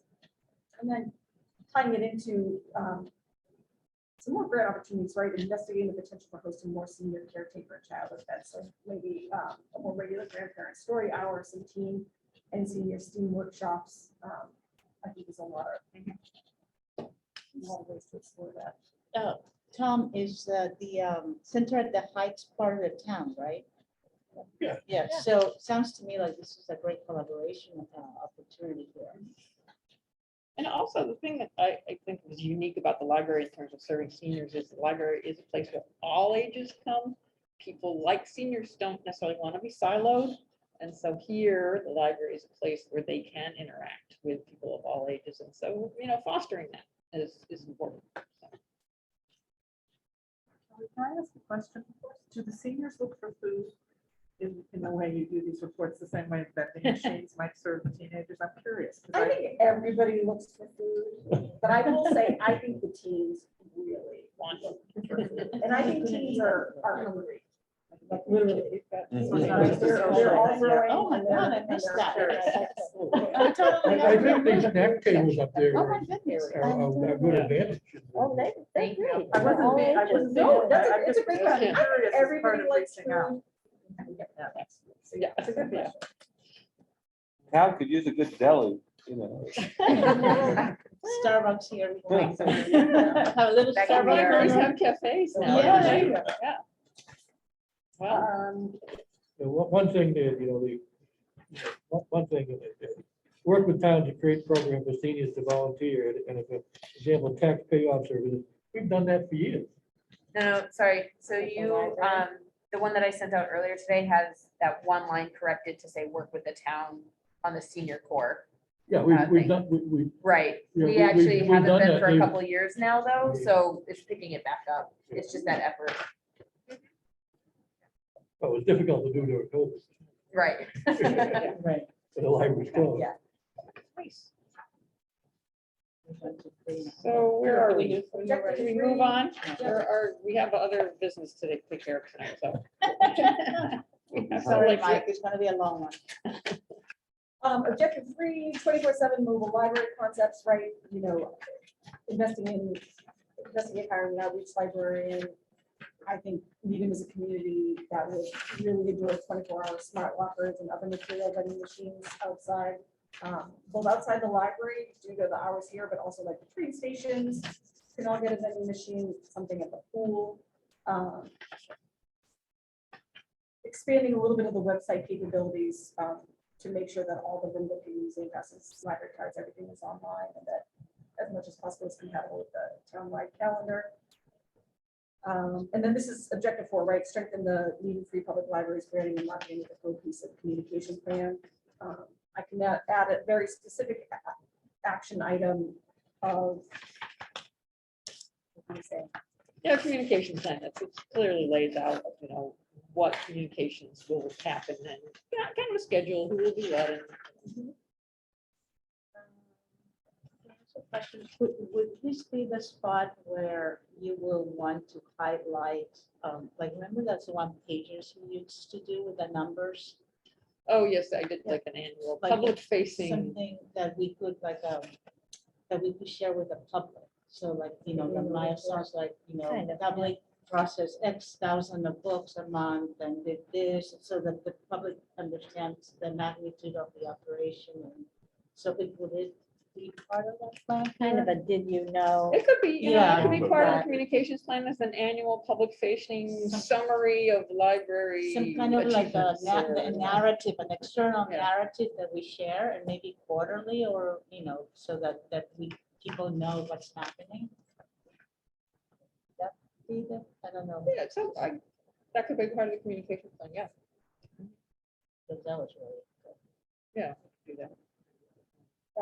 So goal 4 is really all centrally about the collection of materials here at the library. Objective 1, anticipate an ongoing need for accessible and current large print materials. I do think that area could be brighter and more accessible. I referenced creating a 5-year spending plan for the large print materials in that previous goal. And I do think based on your demographics, it's a collection that should be a priority and that there should be some serious money allocated to it. Even sprucing it up a little bit. I know that's something that is on. Prince's Large agenda. print you're talking about? Always large print Large print specifically. area, given the older skewing demographics, is that what you're talking about? Yes, but I think large print is useful for, you know, not just for seniors, right? There's a Yeah. lot of various reasons why you would want large print. So I think we're devoting a percentage of the budget Yeah. for that. Equity, diversity, inclusion, belonging are core tenets of all collections, so it's the NFPL. Audit the collection for the EDIB titles, setting standards so that all titles related to programming, speaker series, promotion are audited for EDIB. Training staff and readers advisory resulting in superior EDIB knowledge of materials. Kim's already referenced that as a project currently working on. Anticipate and accommodate changing formats for audiovisual materials. I actually think, you know, because of the demographics of this particular Needham, I think you do need to create a funding plan for maintaining the AV collection without withdrawing the support of the CDs and DVDs while still increasing your e-content budget for all the populations. I think that's going to be trickier. I think if your demographics were slightly different or more different, I would maybe suggest looking at removing funding from the AV, but it's not something that I would recommend based on what the. In AV, we're talking about music CDs and movie And movie DVDs, that's pretty Correct, much. yes, what yeah, we're talking I don't about, think you yeah. need to, the point being, a lot of libraries are looking at, is this a collection we're getting rid of in 5 years? I don't think that's a conversation for you to Not here. have. But you do need to focus obviously on the digital content, right, and the budget that's needed to maintain that. There was a lot of feedback about the wait times for materials. We'll sort of get into that. I think just making sure that you have readily available instruction and assistance for downloading materials. You know, that's an important element to really look at. I think that can be done in a variety of different ways. Open classes, tech appointments is something already referenced tonight. I shared the idea of having a computer terminal exclusively for downloads and tutorials, so that there's sort of something, a built-in thing you could refer patrons to. That's a pretty simple thing. And then just investing in general in multimedia and gaming options. That's just for everyone, but also specifically the teams would enjoy that. What about, can I stop? Do we have something in here that addresses the whole question of how to get our patrons to understand and access the databases? Is there a method or thing that we can do to help move people to understand what's there and how to use them? Because we pay for these databases and they're wonderful things. Sure. I think that's a great question, and we can add it in. But I do think that's not, I think that speaks to the idea that I don't think that's something the Needham Library has to really worry about per se. Because I think, Yeah. I think you have a. There People will always be know somebody that in they're Needham there. who doesn't know what a database is and doesn't know that it happened, right? That's true of any library, but I do think you have a really smart, educated community. And I think to devote the time and the resources for like a class every week on databases would not be where I would want you to spend time or money. And to your point, Kate, you know, I think just getting the word out is part of Yeah. outreach. And I don't know if it needs to Right, mention or right, not, but right. like, you know, when people find out that we have these resources, a lot of times they just didn't know that we had them in the first Right, place. that's what I feel like. If people with a medical condition, do they know that we have this great medical database? I mean, So it might be Or almost they more just of an Google it, you know? outreach communication Yeah. piece rather than actual yeah, training. classes. Yeah, like for example, when they say you can find it in Canopy, I'm still kind of. So I don't have a, give me the link, you know, Yeah. something like So that. there's an outreach component there. Yeah. I feel like number 2 speaks to that. Like if maybe we just change a word in To there. set standards, set titles. No, introduce concierge style instruction and assistance Oh, in oh. downloadable materials and devices. We could Okay. add resources as well. Yeah. That would cover that. Oh, yeah. What were you going to add? Resources. Add the data, databases, right? Objective 4, investigate feasibility of incorporating or developing an ELL in English language learning collection in the children's room. This actually, a patron sort of got alluded to this, and I thought this was a great idea because that, specifically for caretakers whom English is not their first language. So using that as a key time to be offering ELL classes while also, while the caretakers are in the building and since they're in the children's room primarily, you know, broadly speaking, that having that collection in there would be a great opportunity for them. And other information about resources available as well. There's actually a growing refugee community, so there are also families and kids. I think 35% of the student population is there. It's not only caretakers, there's families and children. So, Sure. Right. Yeah, just reaching out to those who are caring for children, right? And like I mentioned, whether it's their guardians or just, you know, somebody on like a pretty good fashion, to see what the need is. And then inviting feedback specifically from those groups, right? Making sure that there are flyers in multiple languages to start with collections, and asking for suggestions for extra titles as well. Consolidating and refocusing the world languages with an emphasis on the Needham patrons. You know, pretty broad, I mean, pretty simple rather, assess the entire collection, read it as needed. I think looking at the circulation data and then assessing the spoken languages spoken in Needham for promotion and connection so that you can determine which or core languages would be useful for the Needham community, and the Edtech services also took a look at some of this as well. And I had given some insight as well. I thought it'd be worthwhile looking at some world language collections of neighboring libraries for inspiration, see how they do it as well. There are a lot of libraries in the Union network that have specific language collections. You know, instead of having a little bit of everything, really focusing on what Needham patrons want, and then using your network for anything to kind of fill the gaps. So let's, you know, we just have a time crunch going on here, Yeah. so let's just briefly touch base on goal 5, and then we'll have to kind of call this discussion it for tonight, okay? Goal 5? Did you restart goal 5 yet? Sorry, No, no, I'll no. go right to 5. So just Yeah. that the staff are well trained in analytic resources and diversity advisory. I think that's pretty simple. It's very internal, like library, right? Except you might translate that reader's advisory, that some of us didn't know what it meant. The standard like. Okay, all right. What I don't get is, what is SOP? Standard operating procedures. I referenced it earlier in the plan. That's Okay. why I used the short. Standard operating procedure.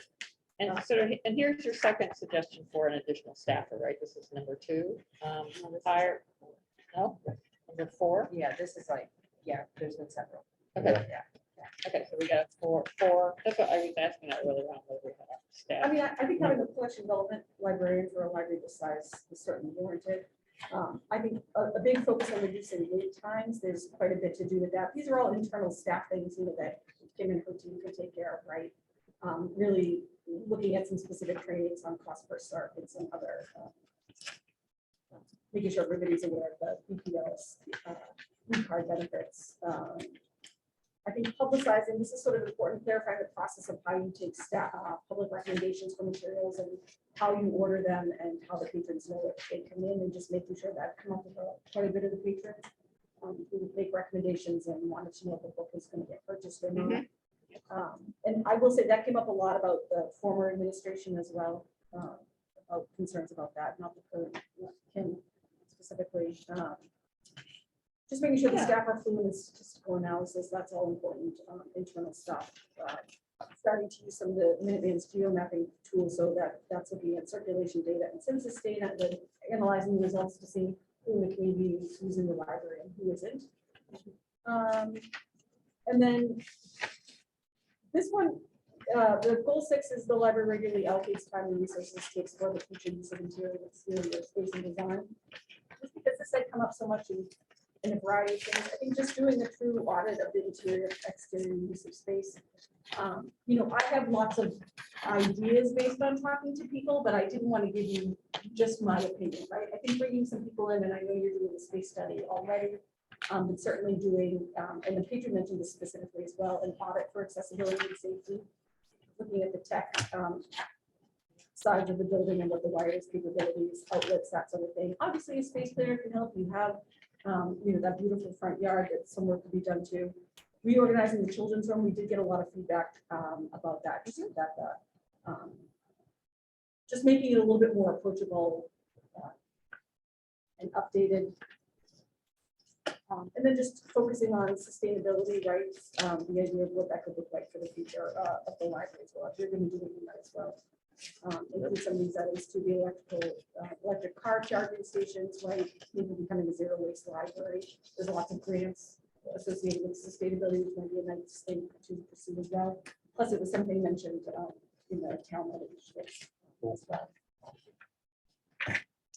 Wonderful, Thank you for this draft. exciting, Yeah. so many good Thank you. ideas. I have to throw out my last goal 7, which we could consider as just getting more people back into the library. If possible, that could be a goal as well. So unfortunately, we have a lot of additional business to cover, so I know we could go on quite some length. Do you want to, can we just maybe have clarity on how to proceed? Do you all want to just email me? So the plan is typically that you can give me your feedback and I can add your thoughts or your notes to the draft. Mhm. And then really hand it over to you. And then you have the document to be edited.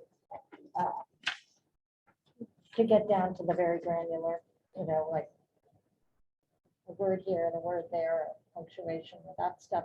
I mean, I don't know that we should send that to you. Like, that should come later, or is that what you're saying? I think less about the copy editing. So that stuff, yes, but although, yes, I would want that, but mostly sort of the broader feedback, like a lot of what you were saying. Yeah. And I jotted down some notes. I can incorporate some of that stuff. But I Send broader feedback to You'd Kelly. prefer us if we did have a few little things or whatever, or comments you prefer to handwrite it on a PDF and send it back, or do you want to send it, this to us in a doc form so we could make, That's true. what would Um, be easier for you? Everybody's gonna- that's So, gonna be right, awful. we have it in a PDF right now, and some people here are good at editing PDFs, putting the Post-it notes on. Is that the form you'd like to receive it in? I mean, I can give it to you, I can Word give you a doc? copy in a Google Doc and you can just track the changes that way. Yeah. Sure. That can get complicated, because that's everyone's putting all their changes on. Well, That's would it all be on a one, nightmare. that be a goal that we'd all be weighing into one document on a Google Doc? Does that make most sense?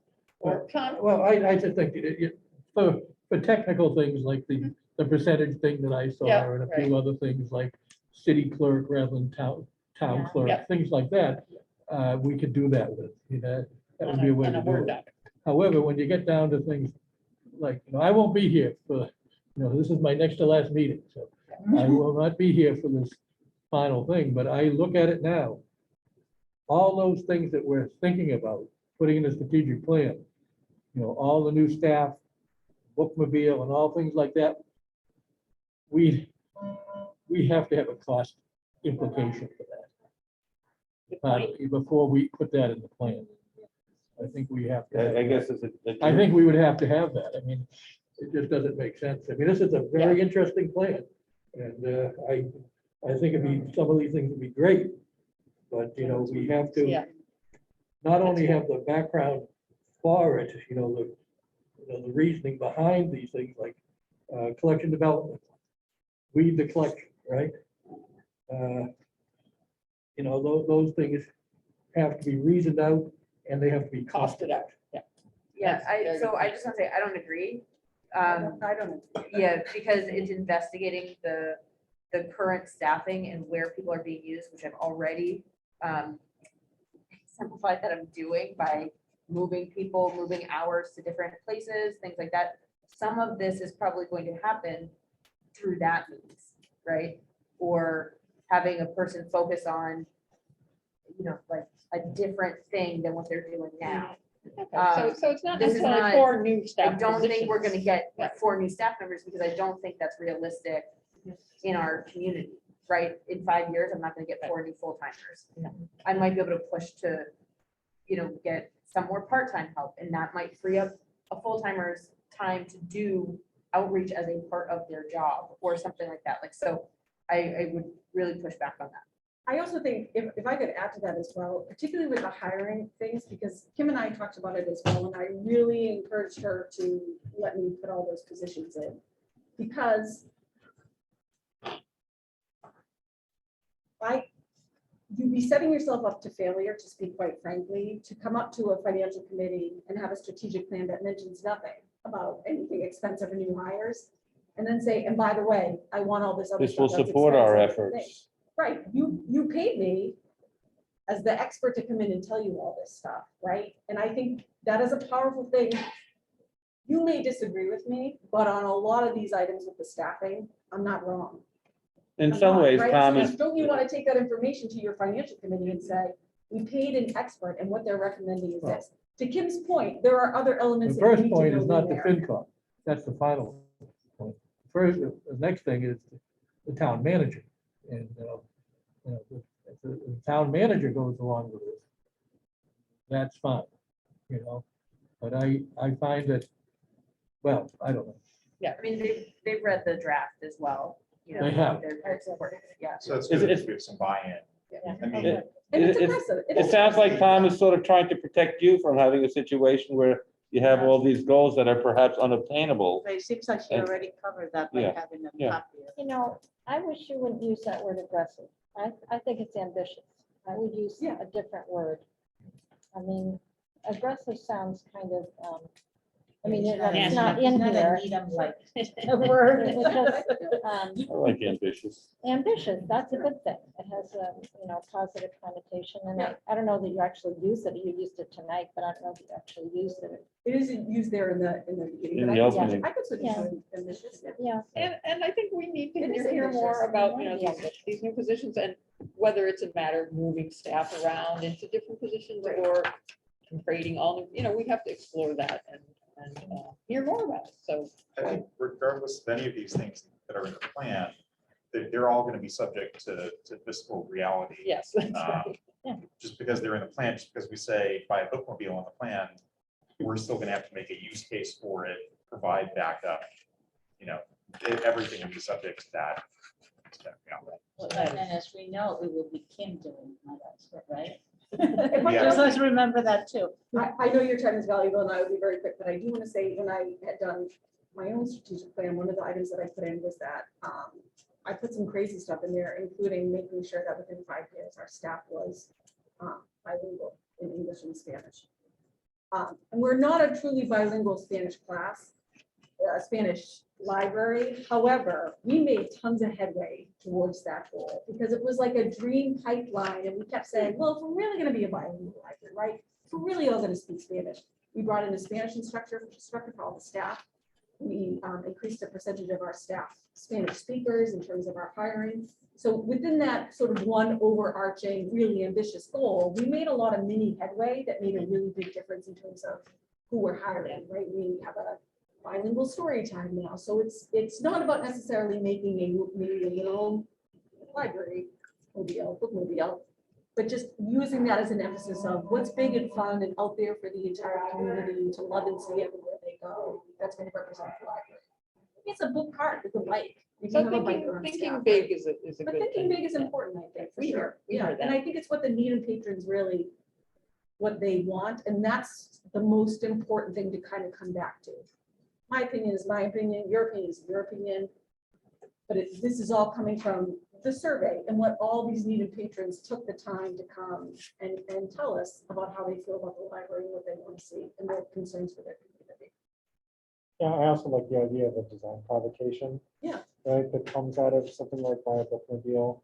You know, it's telling us that there is a certain thing that we should be trying to serve the community with. And maybe it's not the bookmobile, but maybe there are other alternatives. And if we're going to say no, we're not going to try and fundraise that. We have to justify that if we put it in the strategic plan, which I think is a valuable exercise for the library to take on, is to say, okay, if we're not going to provide this service or anything like this service, we have to justify that.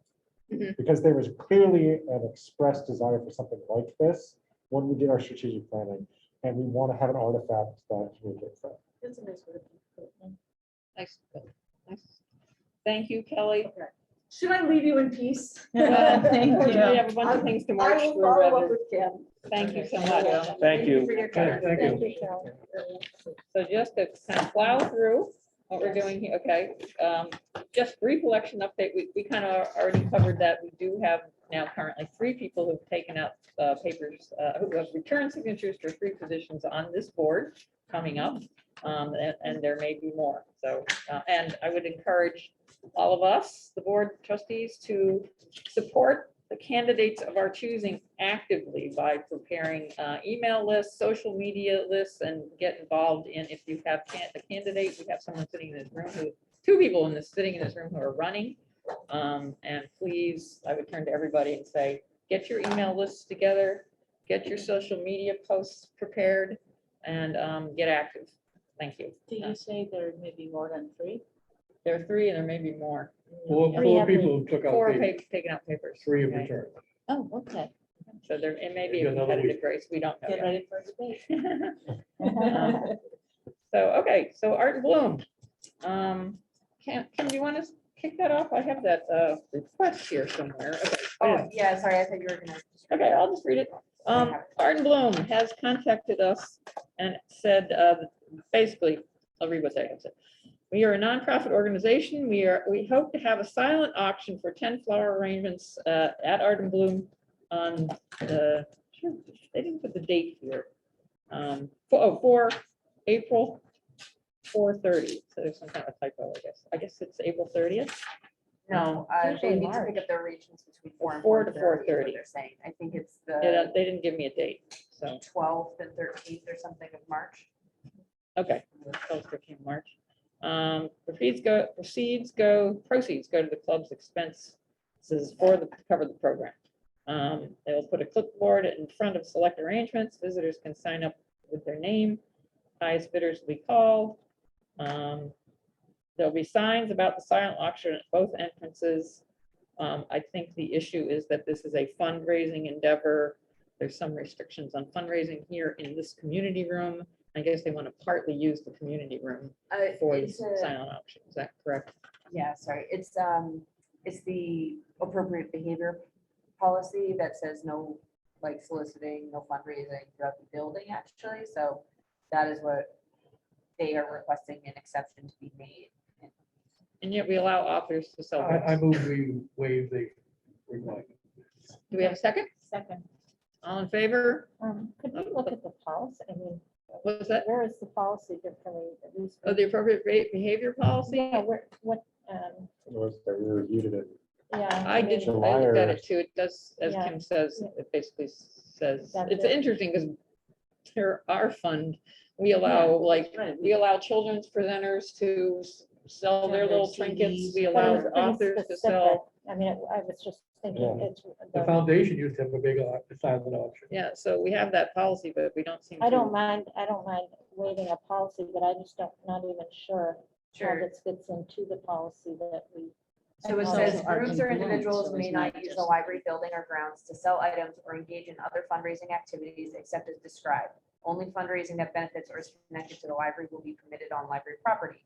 And then it describes that authors, performers, and lecturers may sell book-related items or program-related items, books, audios, etc. And then B, prior approval from library director is required by any groups or individuals that wish to set up information dissemination facilities in the library, etc. Doesn't really have to do with fundraising. Under that situation, we don't need to waive it because there's, the program live related. library Bloom by Art Bloom. Bloom, is a It's a performer, cooperation thing, because and they're performing and their art. it's a program that we're allowing the library. And since it's a Yeah. combination with the schools and the Temple Beth Shalom garden clubs and all the garden clubs, I guess, are involved now. I think that's a no-brainer. I don't think we need to wait. It seems to So- fall under that policy, don't you think? You? It's not up to me. It's ultimately, your policy. right, it's Do we And want they to asked you, allow so- Art My Bloom to interpretation come of in policy. under that policy? Yeah, Yeah, Can our- we just just vote on vote the that motion we- in the, Yeah. in the, amended motion. I would say in it the would probably chance be that there safe is to- like any ambiguity of policy? Let's Yes, I come have a back to motion Kim. to allow Art and Bloom to conduct its fundraiser as described in their documents.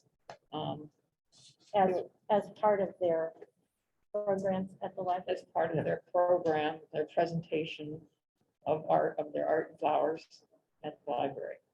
Do I have a second on that motion? Second. We take a vote. All in favor? Aye. Aye. We have any opposed? Okay. Art and Bloom is allowed to run its fundraiser. Next is the climate action plan outreach. Anyone want to speak to that? Yeah. So I have this in,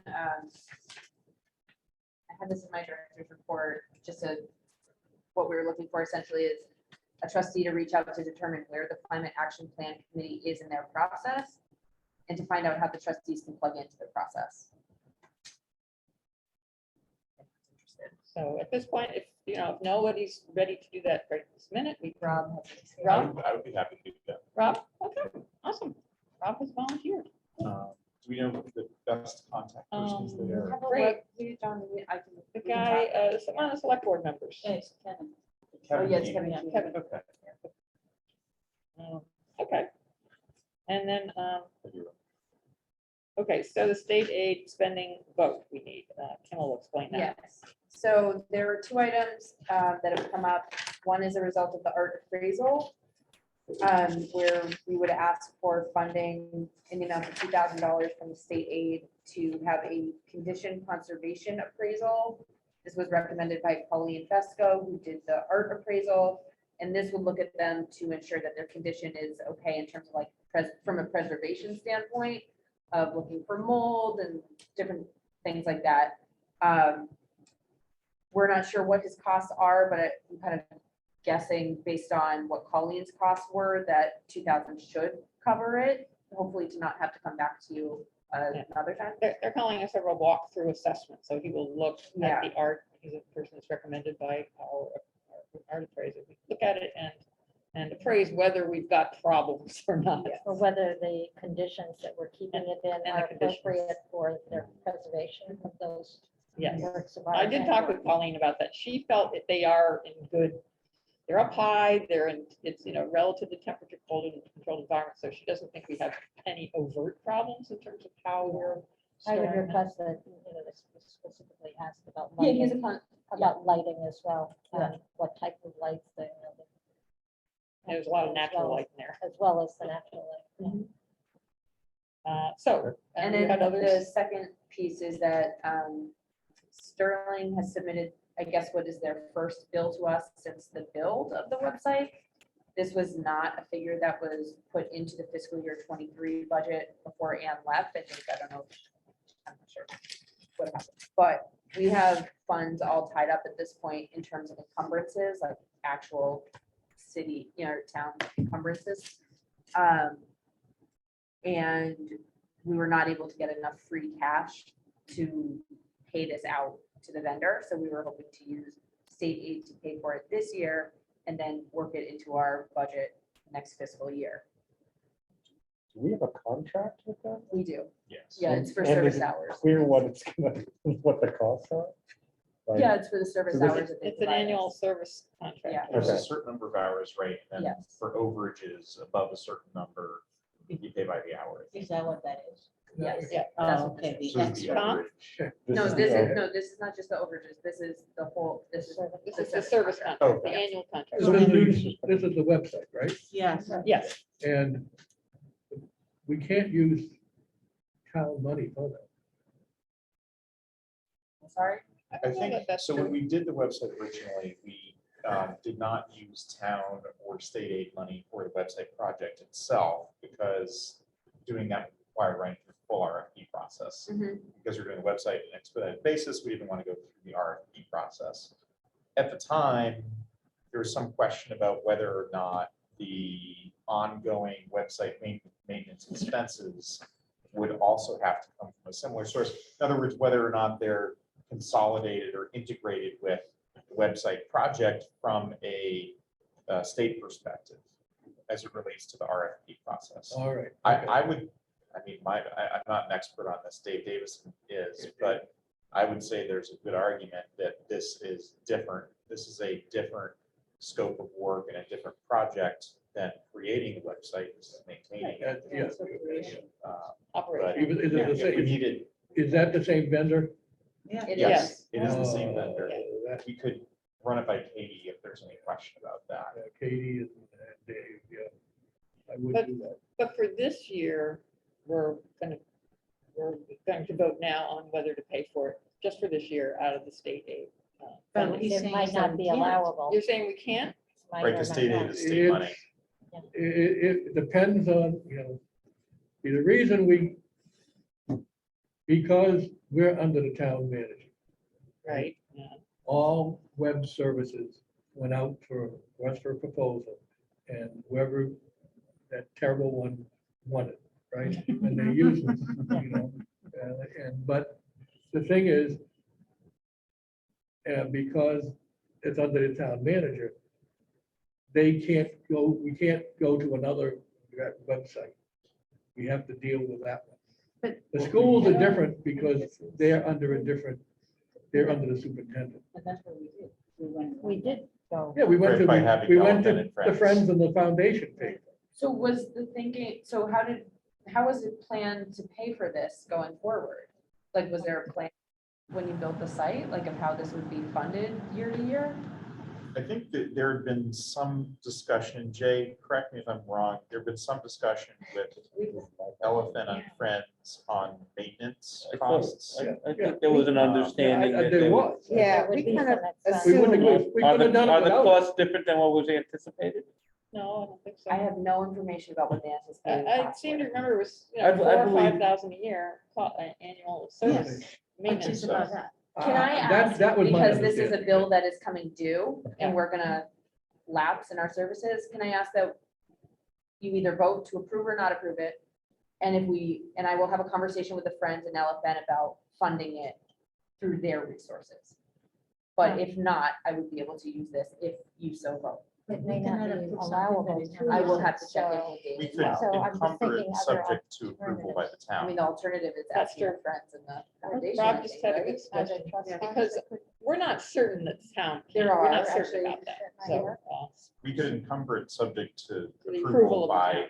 the town manager's office. So if they say it's okay, Why don't we Oh, do that? that'd be we're good. good. They say it's okay. Um, yeah. PDF. But our They say it's approval okay. can just be subject to that. Okay. We're not- Yeah, I think we'd have to. Yeah, do that sounds right. Okay. And I think we also need to investigate that contract and Yeah, and what was the, understand what's this funding cycle, like, especially if we're getting this invoice now and we had budgeted for It's it gonna be an before. annual, I thought it was sort of predicted, though.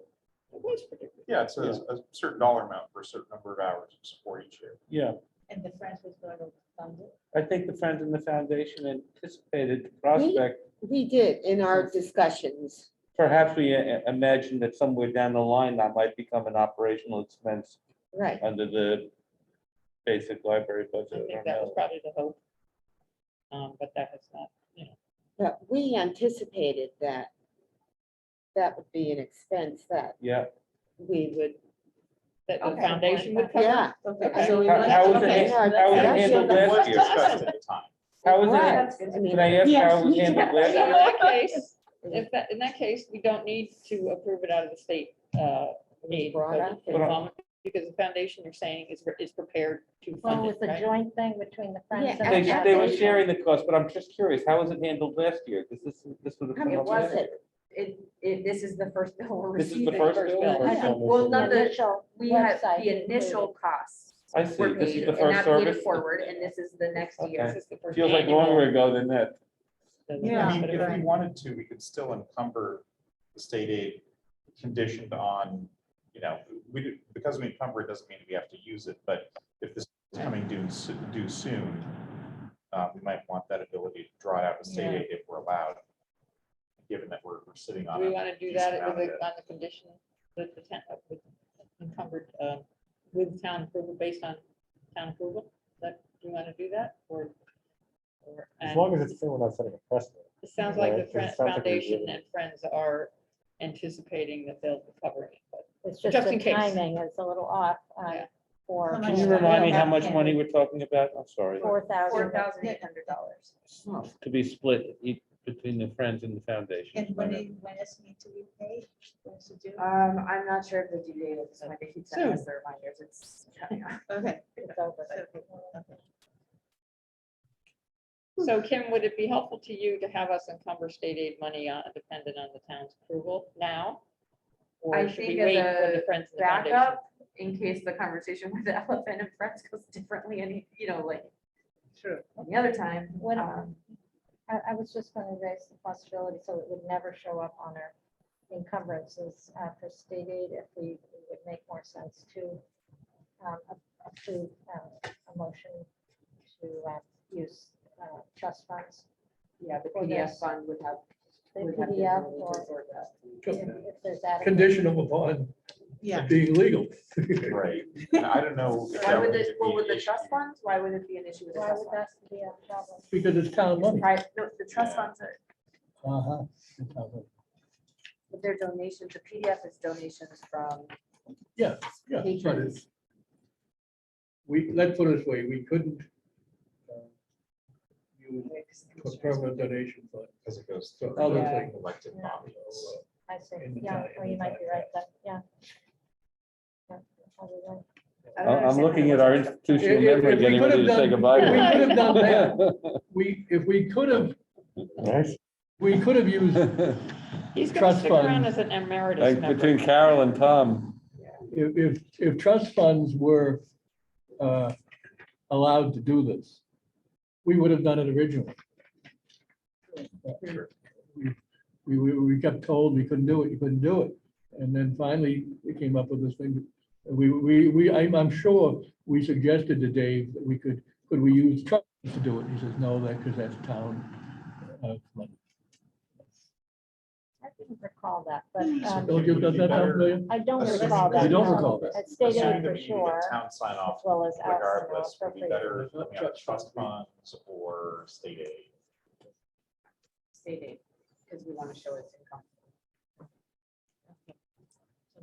All right, let's do Okay, it. Who wants so- to make the motion for state aid?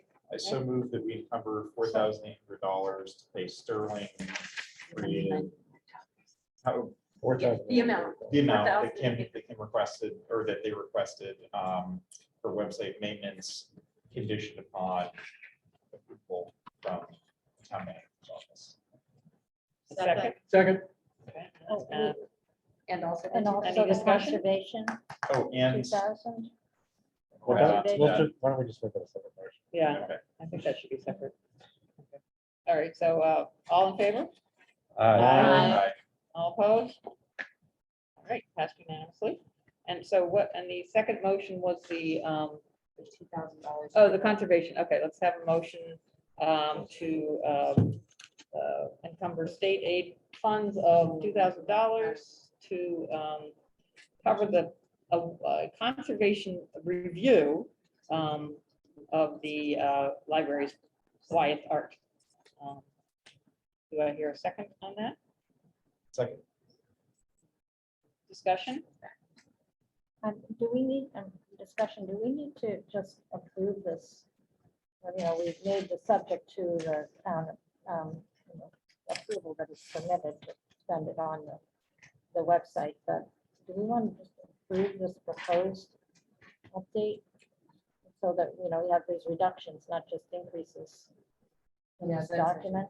You know, Approve the the strategic state plan. aid update, is that what you're saying? Yeah, because the strategic plan consultant line is decreased. I mean, we can't just keep adding. We didn't have enough to add. And already encumbered. Right, so these funds are coming from a reduction to the strategic planning consultant and also the return of the art appraisal that was not used. And is that reflected on here? That is That is, okay, so in other words, you're suggesting that we just approved. approve this document, Subject to the town's subject to the town's. approval of the spending of this state aid for our website services. Do we hear a motion to that effect? All right. Okay. Yeah, I was just gonna say. That was the motion to approve this state aid revised, it's called proposed updates. Subject to the town approval. Do I hear a second? Second. Okay. Any further discussion? My only discussion is, in that case, if we do not get approval, does that also mean that we will have to revote on the Website? $2,000? Do we have, I don't think so. I think I could just bring a thing to release the funds for the website back into the pool. Would that, like, next? Because that's my question, is if we're accepting this at face value pending the approval of the town manager's office, does that also undermine the $2,000 that we're trying to? I'm only encumber? asking the town about the money for the website. Right, I think those are two Did our So I think they're motion- different. that's why I'm talking about Yeah. this, it's like, if we approve this thing as written, Yeah, what that doesn't, then if the town rejects the Part of website it. money, yeah, then. is do our the other 2,000 also encumbrances rejected? also still be enforced? I don't necessarily Well, think so, because if they only so reject we amend website our money, motion then and they haven't rejected the conservation money, Just the right? language of the motion, Just what means we're the motion actually did not make approving or it not. clear. It was unclear. Okay, so do we want to restate the motion? Okay, let's Who go. would like to restate the motion? Well, Carol? Move to approve this Needham Public Library proposed updates to the state aid account as of February 7th to include sterling site costs and life condition conservation appraisal. However, if it turns out that it's not possible to use legal aid, this fund for website services, That shall not affect the spending for the Wyatt Conservation Appraisal. You good with that? Does that work? That sounded good to me. I just have, I'm sorry, I hate to interrupt the momentum from that restatement, but the dollar amount for the strategic plan consultant of 23,000, that's substantially higher than what we ended up agreeing to pay, correct? Yes. Yes, that is the amount that would be reduced by this proposed. amount. That's where we're taking it from. Okay. Didn't it have to be under 10 in order to fall into Yeah, the she's at category? 8,000, I think. So we're kind of over in that. Okay, Yeah. so let's Okay. second, here's second to Carol's We had motion. approved a higher amount. than Second. that's what we- Further discussion? All in favor? Aye. Aye. Aye. All opposed? Okay, so that was All passed. Good point, yeah, right. Thank you, yes. Okay, so then we have a few more things to go through here. Trust fund spending votes. Okay, so Yeah. we still have not received from the town our interest for fiscal year 22 on our trust funds, which means there was no planned spending document. So we've had MacIver series programs, but we actually don't have a source to fund them from that you've approved yet, right? So typically it comes from the Tolman Fund. The historic amount has been about $3,500 to cover the series costs. And now we've just been invoiced for a cost. And so this came up that, oh, we don't have your approval in place yet. So we would like to ask to encumber $3,500 from Tolman to cover the fiscal year 23 MacIver series costs. History here, Tom? if you want. In the past, because of the slowness of the trust funds being done, what we've done before, so we have a check for the performer or the lecturer, whoever. So we have it here. The Friends have always But Tom, paid that. can I stop you there? Because Yeah. there's been a development. Uh. The Friends no longer want to handle that. They're finding it cumbersome and difficult. Yeah. So we've agreed that to release them from that responsibility. And If they don't, Oh, okay, I didn't know that. Yeah, Yeah, and that doesn't really Yeah. like, so where did that they go? paid the performers already, but they are now asking us to reimburse them, which is the usual process. But because we're in a fiscal year in which we haven't received our interest for the funds and done a planned spending document, we just don't have your approval on that yet. So we want to get your approval to do that. So that's a separate development. Okay, I didn't But know this that. is. Yeah. Very This reasonable. is news to me. Yeah, I don't- yeah, that's just happened. To date, we've only spent 1,500 on MacGyver. I don't anticipate going. I don't even know if there'll be another series and trying and, so far nothing's Yeah. come out. So just so you know. We have 18,000 available to encumber in that account, so I would say let's shoot higher just in case. But then So if that we you don't that have is that. not spent, then it returns. We right? deal with it with the It next. goes- planned it stays spending in document. fund, yeah. Yeah, I don't Okay. think that historically is the level of funding. that is for what the that last goes. couple of It's been years had on 3,000. it. I've Yeah. done MacGyver, this is my third time, and it's been 3,000 on average. In my year in between, it was 1,000, I was in One. last year. the year Do you before. want, So, I mean, and it's, before that, I think we often appropriated 2,000. Yeah. So it's been all over the map. I think and the it may last year I vary. did it, I had 4 people, like, $300 if you want each. to change the amount, please do. I just, So that's what that'll- is historically. it's at. that So will you're be asking for reserved. 3,500 right now. Is there any reason not to encumber 3,500 that? It would Yeah. just go to the following year's MacGyver if we're not using. Yeah, we would somehow. deal with it with that rollover. Yeah, okay, so that's. Why not? Yeah. Yeah. Okay, May I make the motion yes, make the motion. to encumber $3,500 for, The Tolman From Fund the total. from the Tolman funds? for From MacGyver. MacGyver. 3,000, right? 3,500. 3,000. I said, yeah, 3,000 Okay, for the fiscal year. second, Second. thank you. Further discussion? Okay, all in favor? Aye. All opposed? Unanimously passed. They did just replace Evie. So she knows our trust funds need to be dealt with, and she will be hopefully giving us that document soon. Okay, good. That was a long process. Thank you. All right, so the old business would just hit briefly on the finance committee. Kim and I went to. Kim, did you want to say anything? We went and we were in and out in 20 minutes, Yep. which felt like positive, very positive, and they did release the FinCom released their recommendation, and it did incorporate everything, as we They had have, asked for. oh, okay, I actually didn't know that. So Yeah. they approved the whole, okay. Good. I would Yes. just say that Kim's presentation was competent and direct and clearly understood by the finance folks, and that it went very smoothly. At one point, one of the finance committee members did bring up the annual topic of the state aid and express a preference that we essentially spend all the state aid money every year.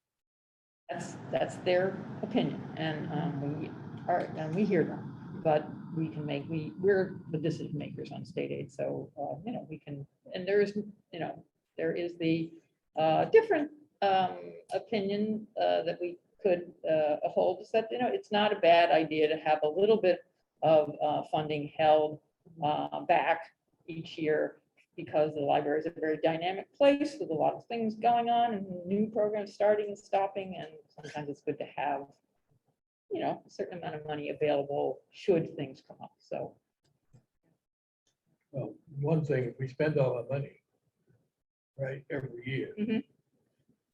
then we can't use it.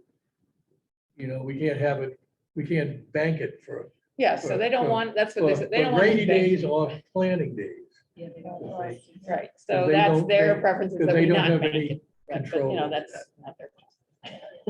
Okay. It's not subject to, state Okay. aid is not subject to appropriation. So it Okay, went well. so, yeah, it was a good meeting, and it's good they accepted our budget proposals.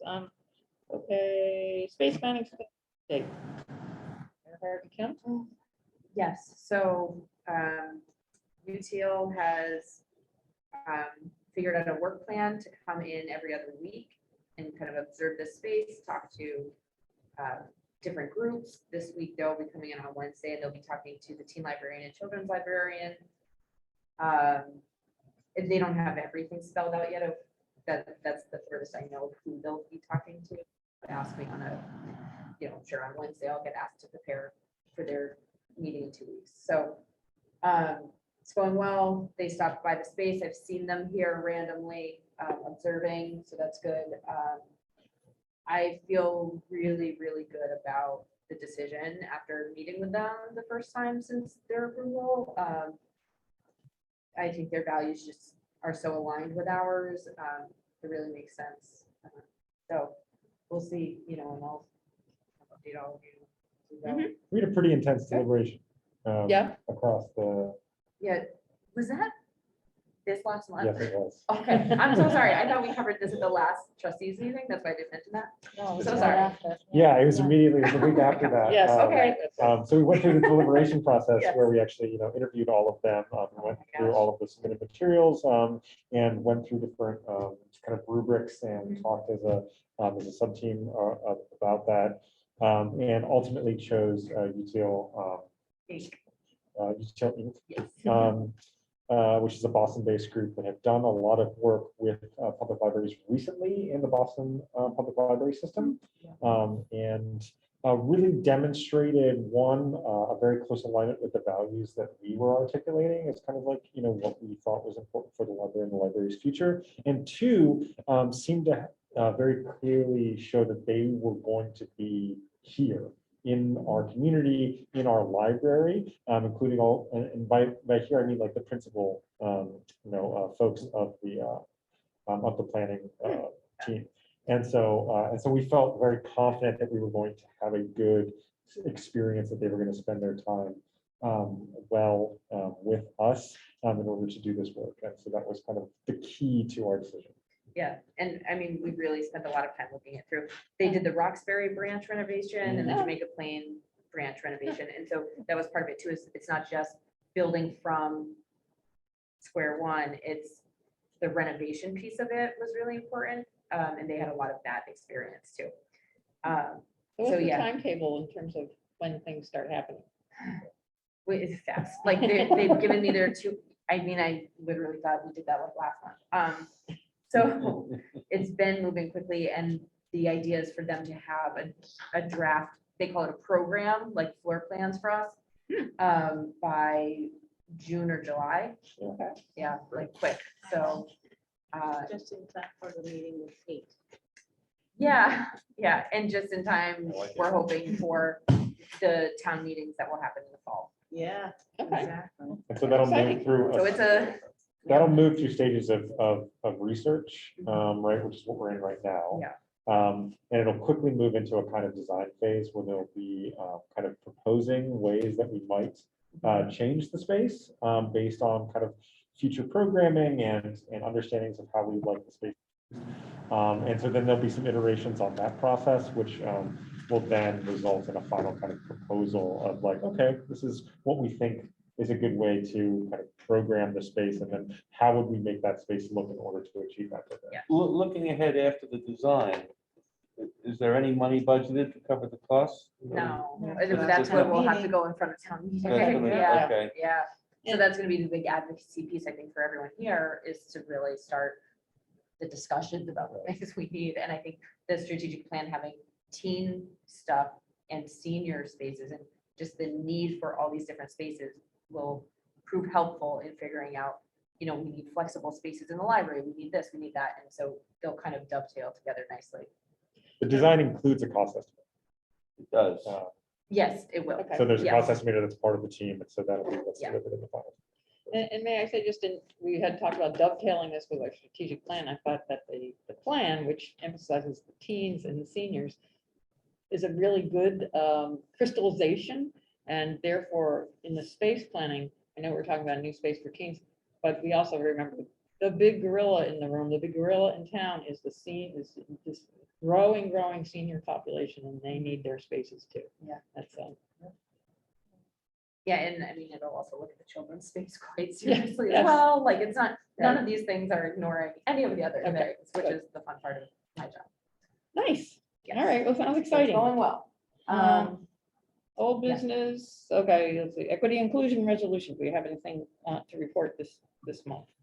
I quickly want to mention the fabulous talk that President Garavino, Owen College President Garavino The gave Friends. us Sunday. Still Thank you to the Friends for organizing that. It was wonderful. It was full house. I was talking to her team afterwards, and she said she really enjoyed it. She made an open invitation to have the Needham community come to Olin. Just come Okay, and we'll come. run around and, the campus, walk around. She did, she actually. Yeah, won- that's right, you were the there. Bay State Trail literally crosses through Olin So- campus, so we should all hike it. So it looks like a good beginning for future collaborations. Let me know if you stop by. We Yeah, we saw you that's on the. You were on remember? you were in her PowerPoint. He's like, Oh, "Yeah, we know that amazing. guy." My kids were sick, and so I wasn't able to make it Oh. over. I was out of town. yeah. Gerhard, you're already signed up for the tour, they just haven't told you yet. That's Tour right. guide. You're gonna lead the hiking group. Yeah. I had Library arts COVID and- at the time, so I couldn't be here. But Oh. my wife was here and her brother who works at Old was here. Yeah, it was And cool. they said it was wonderful. It was- And then they told me what it was. And I said, that's the same talk she gave when she came to the Exchange Club. Oh. Yeah, she's making the rounds because it's engineering for But she everyone. joined the Exchange Club. She's doing some nice community She could join the outreach. Friends of the Library too. Okay, so Library Arts and Exhibits Committee report, anything this month? There's very little. I've asked the Ellen. She finds it difficult to have time when she's not also at the desk, a reference desk, to actually follow through on some of these things. And she's trying to isolate times, but we have just a few gaps for the year. And I'm hoping next month I can actually ask you. Do we know what months are still open? Well, the summer months and September, October, but we have artists in mind for at least 3 months out of 4. So Oh, okay, so that's where it stands. so maybe next meeting or the the only last meeting. The only other thing is that Kim has asked me, and I think this probably involves redrafting the art and exhibits policy for to be allowed to fill up the small display case that is often empty at the front of the library. It's a lost opportunity, number one. kind of ugly, number two, to have an empty display case. Yeah. And I think you had an excellent idea, just to let staff put something there, make an exhibit and, or have one ready for the times when there is no other thing booked by the art committee. Do we need to do that at this meeting or I the think next we meeting? need Have to a, propose I some think we wording. have to propose a Okay. policy. Yeah. Thing. that makes a lot of sense. So, Yeah, thank you. Okay, good heads up. So I guess do we have anything from on the McIver series? Any reports? No? Anything to report from the Friends? Well, besides the program with Dr. Barabino, which was a big success, it's worth mentioning that things are full steam ahead with the major event for April 26th with Doris Kearns Goodwin, Jared Cohen hosting from GBH,